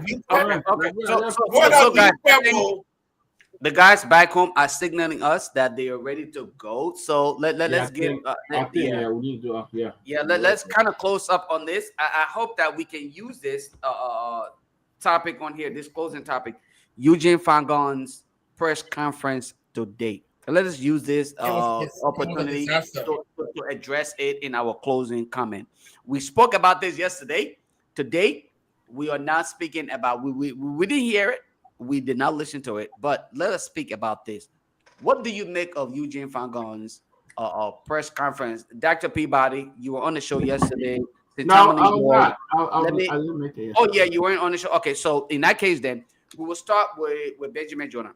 Ben, let's get your view on the press conference. If you listen to it, based on yesterday's conversation, what do you make of it? Did Eugene Fangon step beyond what was expected? Did he actually put himself in much more of what we would consider a predicament as what people... He created more problems for himself than that press conference solved. In the first place, when you go to a press conference and you start reading law, start quoting, you already love the case. Look at your audience. All the members there quoting, they want to say the thing that people listed that you did, he did not address any of those things, and he just went. Look, it was a disaster. Like I said, I don't like the guy. He should have had that press conference, but the press conference did not help him at all. It didn't move the needle. It left all of the suspicion that people had, and it even made it worse for him. That's all I would say to that. Thank you. Tomalin George, let's hear from you. The press conference today, recommendation, advice, however you want to term it. Yet and still, the DG thought to address the public with his concern. My question to you is, did it help him? Would it help him? Or did it destroy any possibility of being able to rectify? Somebody will not hit, man. I hit, man. Well, who are you to judge him? After Sylvester, I will come with my point. Honestly, okay. Let me say this. Hey, right? man. You remember promoting man that you were going to do. Man, I'll be honest, man. I won't put you in the trash spot. Go ahead. You stop them now. You can't come on, man. I don't know you. That's right.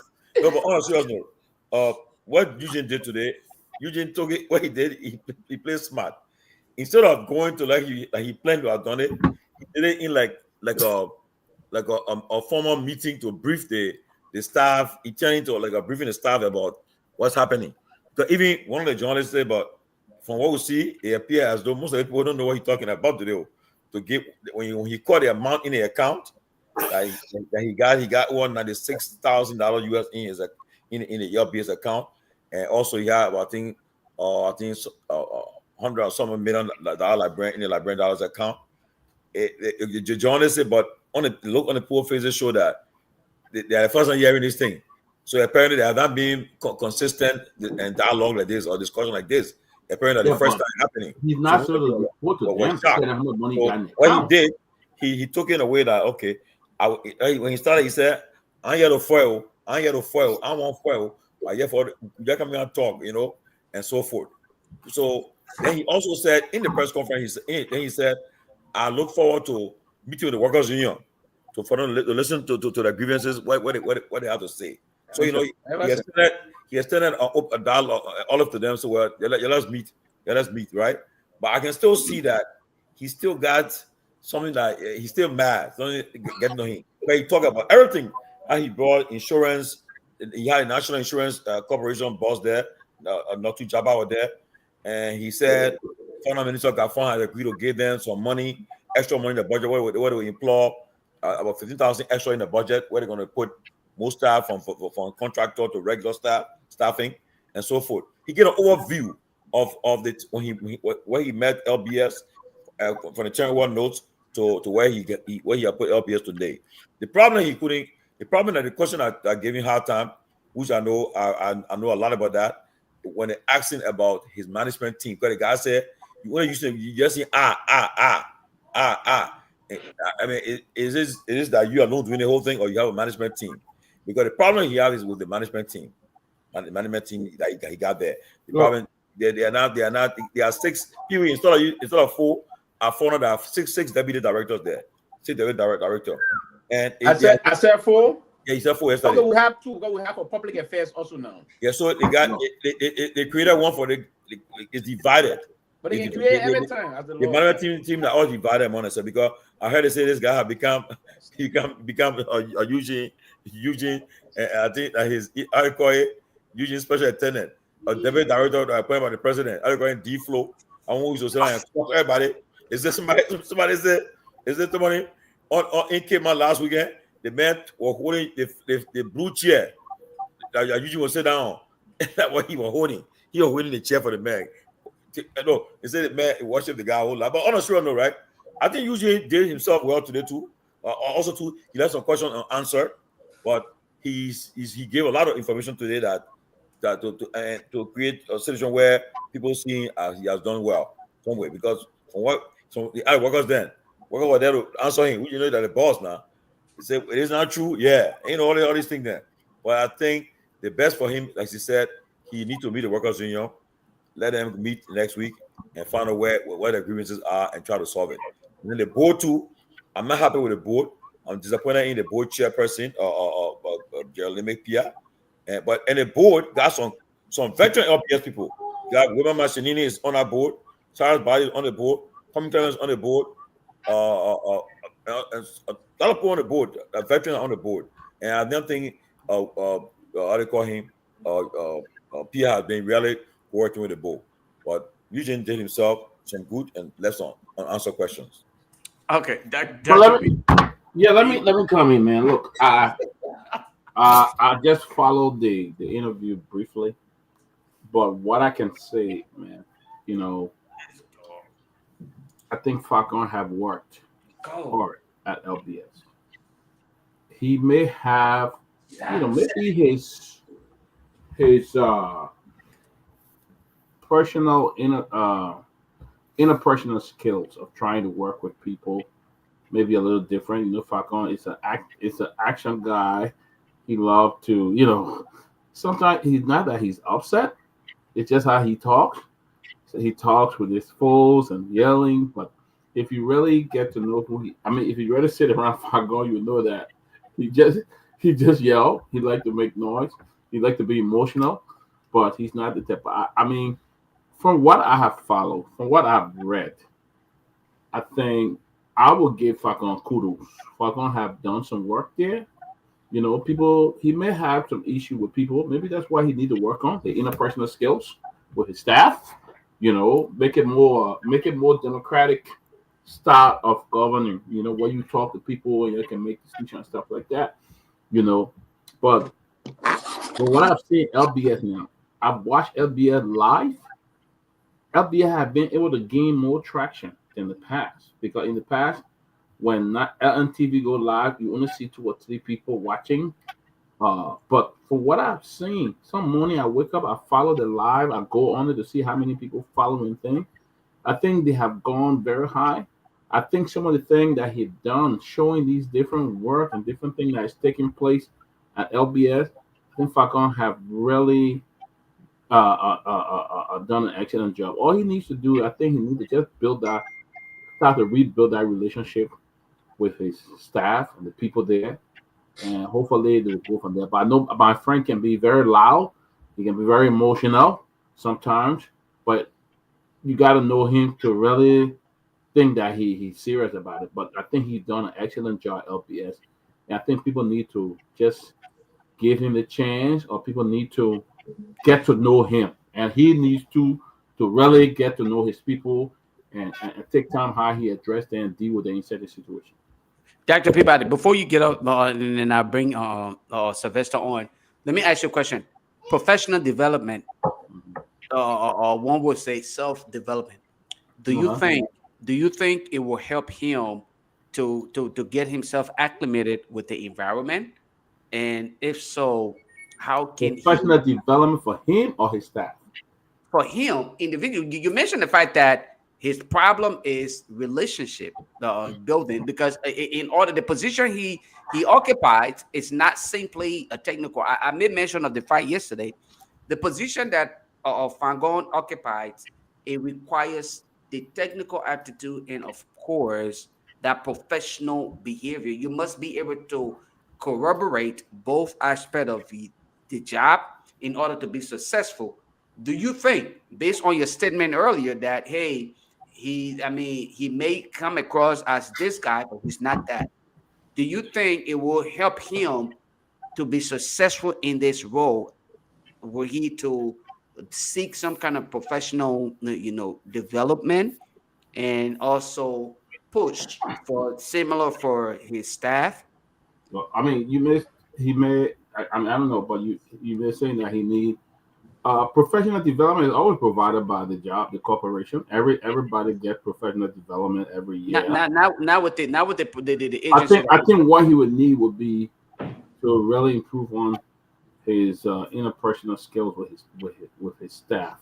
That's what he would need, because as I said, Fagon is not a bad guy, but Fagon, you sit around and have a topic, he will yell at you and say things, and you think he's mad, but he's not.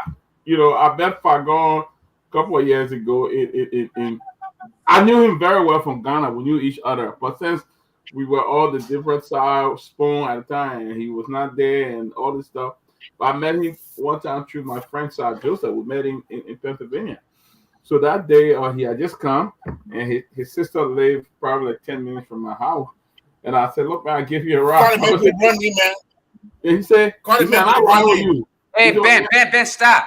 He said, "Sorry." He said, "My man, I'm not riding with you. I didn't trust you people. I'm not riding with you." Stuff like that. And then we went that night. I drove him home, and then I went back and picked him up. We visited a couple of places. We hang out. Our favorite Fair Green and other places, and we were cool. But what I've learned from him, and then he would call me. People had to come, taking places. I go if I don't want to pay for my food. You want to pay for my drink? I'm not fucking no. But what I learned from him, the way he sometimes talks, he's not the kind of person. He does it maybe when he's in that political more thing. But Father is a decent guy. Maybe he need to work on his relationship with his staff. Personal relationship with his staff. Yeah, how he talks to them, how he deal with certain things. I think that's where he has, but I think he can work on it. He can build it. Like you said, maybe seek help, seek advice from people. Hey, this is how I would deal with it. This is how I would deal. I've been in leadership role before, and sometimes my action used to be paid. When people tell me something, and I know I'm doing my best, but when people try to correct me, I get ballistic. I go loud on them. I can't do it, man. Get away. If you want to do it, But I realized it was not the right thing to do. You got to listen to people. A leader is one who listens before you come and talk. So I think that may be Fagon's problem, But all of that, he's a very good guy.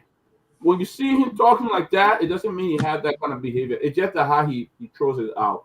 But I think if he does that, he will become a very good manager. But he's a good guy. He's doing a good job at LPS. Thank you. Pewee, take us home. I will not close on this because the guys got to go home. It's Friday. I'm pretty sure the young guy, the guys back home got to. Even myself. This is really not much. It's not even right. So let's Pewee close us for the night. I listened to Lofa, please send a link for a new show. Yeah. You're coming on that. Oh, you're coming to Late Night Show? Yeah. We have to. yeah, I listen. so I gotta go. This is I listen to Peabody. He's so passionate, and he just said, "Oh, the justice minister lack credibility." Now Fago is a good man. But again, yeah, but Fagon didn't make decision in a case. No, I know, and I just try to. He didn't make decision in a case. Come on, la bro. Everybody get a side. You don't get no side.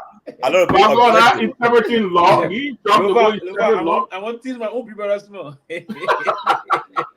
But yeah, is what I would say. Quite frankly, we have. Eugene Fagon, basically, I agree with some of the attributes you said about him. That he's loud and the rest of that. But again, he's a kind of a predominant element. And again, we do have predominant element in most of those professional areas or even in the bureaucracy. But it is important, if you have that predominant element, you should involve this process about usurpation of function. You're not going to usurp the function of others, subordinates that are supposed to be working and coordinating with you to move things. I thought the best way to do is to build the synergies with them and to get the job done. So part of what he's done and what he's currently doing is not going to help him move. You have to change course. We have, I know of 5 deputy director general. Maybe ourselves was I didn't think of public affairs. They just created that. We have deputy director general for administration, deputy director general for technical services, deputy director general for rural broadcasting, deputy director general for broadcasting, and deputy director general for public affairs. That's the 5 that I know. No, they want to get different. I want to say for media rebranding. That one. They will okay, get. that media rebranding. I want to give somebody a media rebranding. You already got broadcasting. Then you talk about media rebranding. I know what it is. But I would say this quite frankly, and I think he been facing some problem in working with his deputies and the rest of that. He just want to. And that's the kind of problem he had with the past. According, he said Eugene Nabi was not a good boss, and I didn't vehemently disagree with him on that line because the poor coordinator with him. Legendary Rennie was not a good person because he want to be at the time. Even he was deputy, he want to be like he's the minister. No, that's not possible. You don't operate in the space that way. So he will have to change course. Listen, you cannot fight the workers' union if you will. I saw him in part of what I saw. There is someone share with me. He brought a sheet, showing sheet, say people order for Sunny, you sign for a dime and other things. But the best thing to do for me is, I'm not going to talk too much into this, to advise him to begin the process of engaging with his deputies. I know some of them personally. I know some of them that I do have a very good relationship with. Some, not all of them. I think three out of the 5, 96, I know 3 of them that I do know very personally. So, and then these are good people. These are put out willing. These are put out respect, friendship and respect authorities and the rest of that. So, one thing he would do for himself is to begin the process of engaging with those folks to not allow, no matter how close you are to the president, that's a public broadcast institution, and the only state public broadcast institution. You cannot go, and that's the institution that is up to disseminate government propaganda or government information, if you will, and it should be across to the people of Liberia. An attempt to begin to endorse into an act that would be inimical to the government own interests, that is not going to help you or even help the very president that you can vote for during the election. So one of the things to do is to allow a peace to reign and open the process up and allow those that are supposed to perform their responsibility. Everything is about him. And no institution thrives in no kind of environment. Trust me, they're going to have problems. I mean, you're going to have problems because I wouldn't be the one sitting in an institution and the boss of the one person just behaving as though he's performing, he's doing all the job. And there's a lot of money going in. One thing I didn't hear he addressed with that knows if too many said he heard that, because too many is more engaged with him than any of us. I didn't hear he talk about the BBC money. I didn't hear he talk about the RFR money. I didn't hear he talk about the money coming from the Chinese government. So he didn't address none of that. And there are subsidies coming from those areas. I didn't hear he talk about that. And again, Let me say something. There where the money, those that eat money for LDS, they will eat the money from. And lastly, Fagon inherited an LDS that was functioning very well. Estelle Liberty did an exceptional job at LDS. We have to commit here. Estelle Liberty and her team, Estelle Liberty Camus and her team did an exceptional job.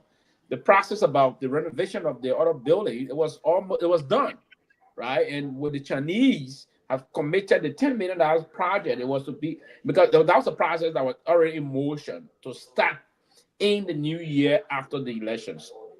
So nothing basically that he inherited, LBA will not be the same. Of course, LBA will not be the same because he inherited a very good LDS in terms of the way the past management handled the LDS. It was neat, clean, and there was one good thing that happened in the past administration. Estelle Liberty and her team coordinated very well. There was the chain of coordination among those young people, and they exhibited the level of administrative leadership. Well, at its best on her reign as the Director General of the Liberia Broadcasting System. So I would advise him to open up more to the people. And if you want to be accountable, allow the leadership role to play their role, the workers' union to exhibit their responsibility, if you will, right? And also allow other people to be part of the institution. Though I'm not signing for anything weekly money, where is those money coming from? Because they give a quarterly money, I know that those money are coming from those areas. So why is there any report on the BBC money, on the Radio France money, and on the Chinese support to the broadcast institution? So that's my only point here. So how much are those money you're talking about? Radio France, BBC? Don't you not even? They put that in right. They put that right. You want a lot of money. Huh? The boy gave it quarterly around 35,000 quarterly. Yeah, but I mean, 5,000 quarterly. You did make a great point, you know. Yes. But I think. So, I do get some accountability on those. Just like Tomalin with Mo Ali, I think Fagon have done an excellent job at LBS. I think Fagon only. For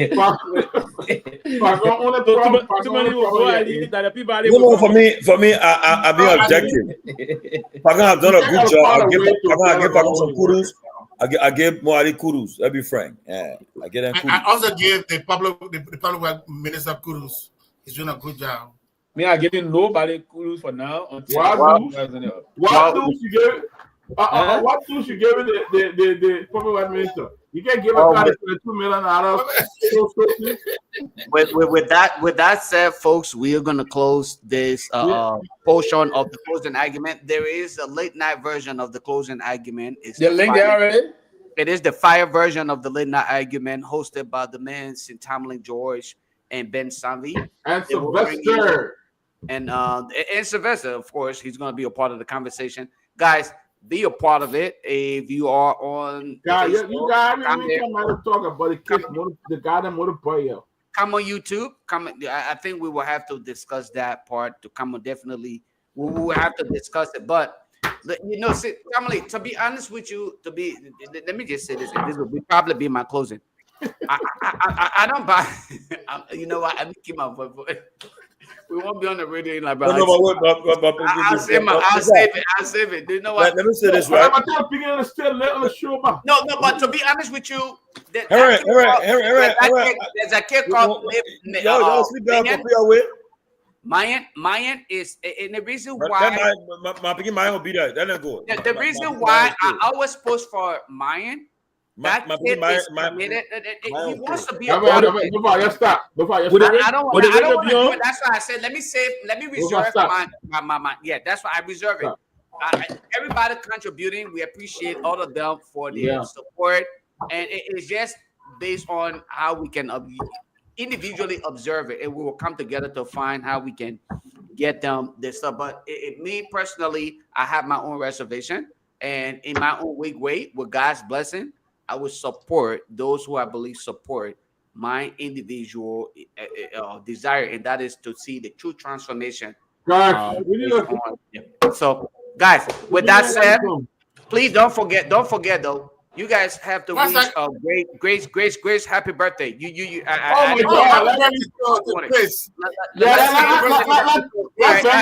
So Yeah, Ben. Hold on. Okay, so who's the best singer here? Which one of you got the best tune? Not me. Peabody. Peabody sing already. If I sing, listen. I want to send a big shout out to Grace. Wait. I want to send a big shout out to Grace to say a happy birthday, and we wish to see her on the show anytime soon. Thank you. Happy birthday. Yeah. Okay. So who next? If I sing for Grace tonight, she will live for 1 million years. Okay, so let's try it. See, so Pewee singing Loma. Pewee singing Loma. Singing Loma. Let's hear it. No, you know, Sing happy birthday, Loma. No, if you start, I will follow you. Happy birthday to you, Grace. Happy birthday to you. Happy birthday. May God bless you. May God bless you. May God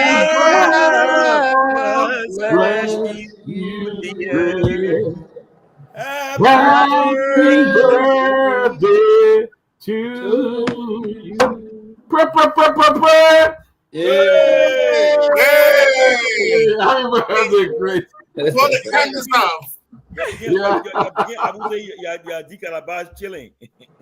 Grace, we say happy birthday to you, and we hope you're enjoying yourself. We cannot wait to my boy want to say hi. Say hi to the people, Henson. Yeah, go ahead. Say hi to others. Anybody. All your uncles here. Come on, man. Somebody there put in the chat area the man talk and he spoke about the BBC money. Huh? I see somebody said no. He said yes. No, he talked about the BBC money. What he said about the BBC money? Who money? Let's say Fagon spoke about the BBC. We're talking about Eugene. We're talking about Fagon. Look, Can we go to the late night show, guys? Can you go? Let me. Yeah, we can you guys tell your Fagon conversation to the late night show? Fagon is the best managing director FBI ever had. If I had the opportunity to talk about Fagon, he probably would not have had opportunity to even sit for an interview for that job. But at the same time, you know what a worst person they made deputy director for what? That what they call D-Flow. That Flow. He got a job. Oh my God. They say he's on phone by LBL. They say he's on phone by. That dude cost people until mom is a fire hydrant. Phone box. I got a roommate. You go tell that guy was rude. The guy was rude. Who? D-Flow. They say I become bad ball. Peabody, I think we had a conversation, right? I was like, really? Talk about that guy can cuss. That guy ain't play the cuss off. So is the man's deputy director general for media rebranding? Media re-cussing people. And I wanted to wish that we already got deputy director general for broadcasting. Then you got the video. Look, if I'm telling you, this 2025, if you follow Lofa Julius' page, the release I have come up with, it's going to be completely different. I'm not even going to be writing no more. I'm going to animate all of my conversation and my discussion into a complete narrative, both audio and video, so that people can follow it. All of the things that these guys did during the election, I will remind people of everything, including their voice. Again, my voice is going to be used. I'm not using any ordinary voice when it comes to that. So I'm telling you, be ready for it. I'm coming hard. We will change Liberia by fire, by force. And Pewee, if your name come across, somebody say, "Oh, Pewee," and I will come at you more than you can imagine. So that's just a hint to it. Tomorrow we will be on my page. Follow the video. You got me. I will let you enjoy that. Maybe move that straight. I got you. Earlier today, I call you when you're playing the music. Everybody Lofa, you have that voice. You know, you know how to really do the vibe, the groove, play all the music and sending and talking as the music playing, you sending your shouts. That was good. I enjoy it. Thank you. You're very good at that. I mean, I want you. Let me tell very you, good at it. there's something good that is Look, going on. man, I'm planning a trip to Liberia. When you Ghana, part of that trip, so when you want to come over? Why are you planning to go to Liberia? No, what Derek was saying? Mama, I keep it a pig and still I gotta pay the way. No, right? No, Henry, go home. Wait. When are we discussing the motor thing? It's important time fast spin, man. No, my man. We can do that thing and get it for the beginning next week. Henry been talking about this for the longest. Let me be honest with my nephew. I've been doing him bad because our little interaction when he allowed that dude to dupe me. I wanted to pay back. I thought Henry and I would talk about it, and I would go home.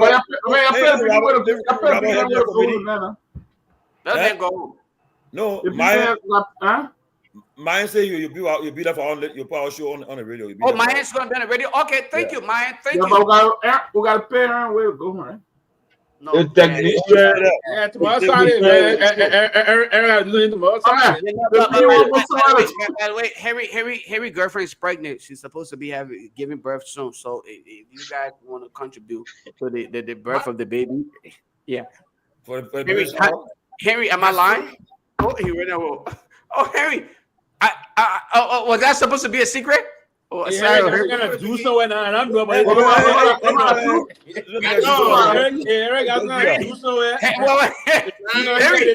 didn't know that conversation was supposed to be between me and you. I was just trying to solicit.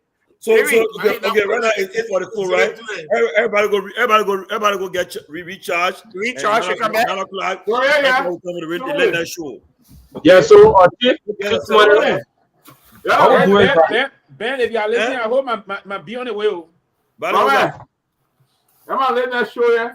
No, there you go. Myean is in studio. Henry got to go to the baby mom. We're good. Myean's not really holding on for the show. The technician, the technician will be the one controlling the media broadcast. We don't have to say that control. But most times it's been coordinated by the technician. No, get somebody tell the people that's gonna tell the ball for the ball. Okay. So who's the tech in studio? Who's the tech in studio? Henry, who's the tech in studio right now? Anyways, Joseph Blackie, I can call you over. All right. So inbox me, and we'll go from there. Yeah. Let him come behind this. What, he ugly? He can't come behind camera. If Benjamin Jonah can come behind camera, why can't he? Yeah. Who will be in the studio for all tonight? For all in that show. Now, Myean just left because the technician signaled us, so he left. So he got to call him, but then here I can be here. Myean just rose on here, General. He wrote. So call him back. Hold on. So Henry, are you telling me you're not capacitated to? Myean said yeah. Myean said I'm yeah. He said I'm yeah. Okay. Myean is in studio. Then Myean said Myean said I'm yeah.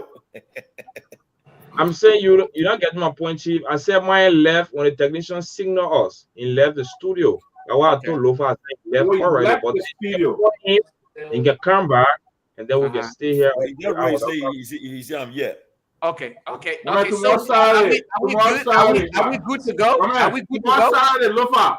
That was the $10 thing. You can tell at the beginning. Peabody, we can get the $10 together, but first of all, we must get the consent. Very good. Henry is the man in charge right now. You beat up all in that show. Right. If Henry say, "Let's go," Myean will be here. Myean myself will be here. You guys can go and wrap up and come out. Then I'll call the technician. You talk to him because Joe's Black is the one on shift tonight. Oh, okay. All right. Okay. Thank you. All right, but guys, I will not be here. But I can do it. I can. Come on, go come back. Where are you going? Yeah, I come on 9 o'clock. But I'm at 9 o'clock. Where are you going? I gotta go get my reinforcement. I already settled. Yeah, my very self got to go get my reinforcement. Somebody give me a whole package. Can we give ourselves? Body keeps on me. Body keeps on me. So I give you one pack. What Ben? Chairman Ben, Lofa and Pewee. Don't be that the Ben must put in the milk. Your ginger, you must see it before. Ben learned it from me when I came in. Ben, I give you. Ben told me already in the mill.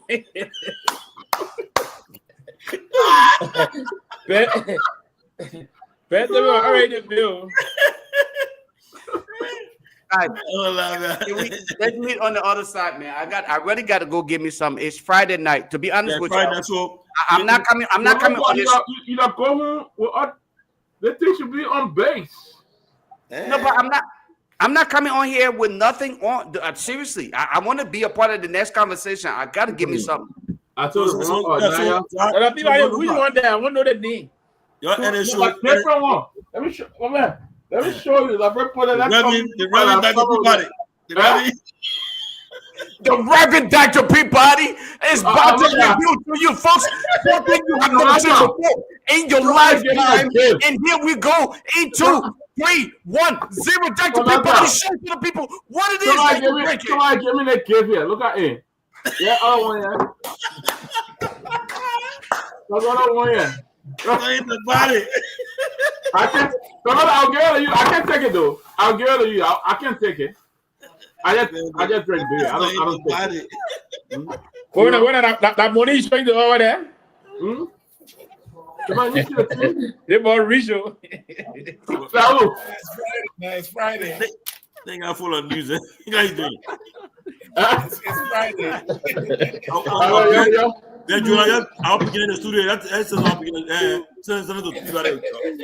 No, tell to Lofa. Let's say send them back. Lofa, I'll say $10 for the beginning. Don't send it to me. Send. I don't.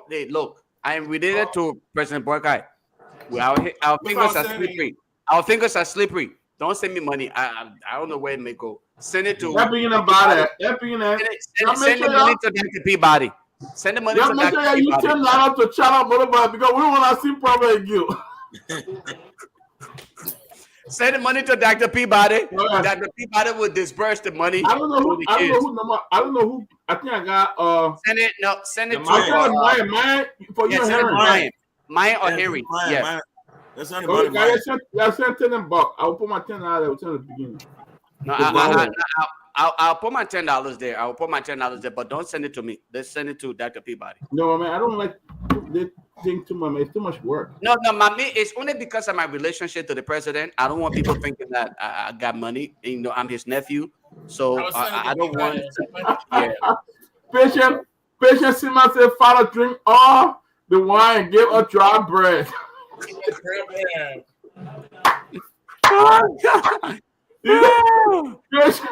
Patient said, "Father, drink all the wine and give a dry bread." You want that song?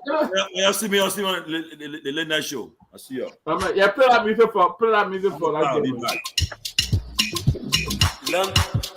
What I was cool song.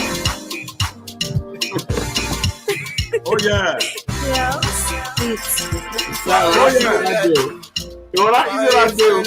Oh yeah, that is what do Peabody, Ben Sanvee, oh, they were there, they were dancing, found a friend like me. If you not want to be betrayed, find a friend like me. When they play that song at the boulevard, right? And the message in the song say, when you don't want to betray your find a friend. So when Peabody, somebody and Ben left, the song was the hottest place song on social media. The people that do behind the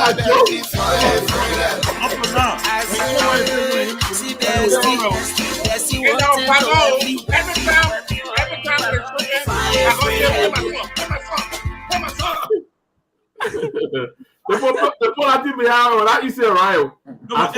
Anytime somewhere they play music, they kind of mean. I said, but I can dance it. You know I love this song. That's some of the hottest place song that month. I better put it after they play. We strong. The three Hebrew brothers. Yeah, but all the stuff you going, we strong. I don't understand. The person said, I would not call your name, but I was saying, the person said, Lofa, you let trouble. But you play that song. But what's wrong with the song? Oh, yeah. We love the song. We have problem. We play the song. They put the inflow. Oh, my man. The three Hebrew brothers. I want to get ready for the late night show. I'm going to get All ready. right, man. Guys, I got to go get ready to myself. I'm out. But they call it radio up right now, right? No, the guys will come on. They'll be on the other side. Okay, guys. All right.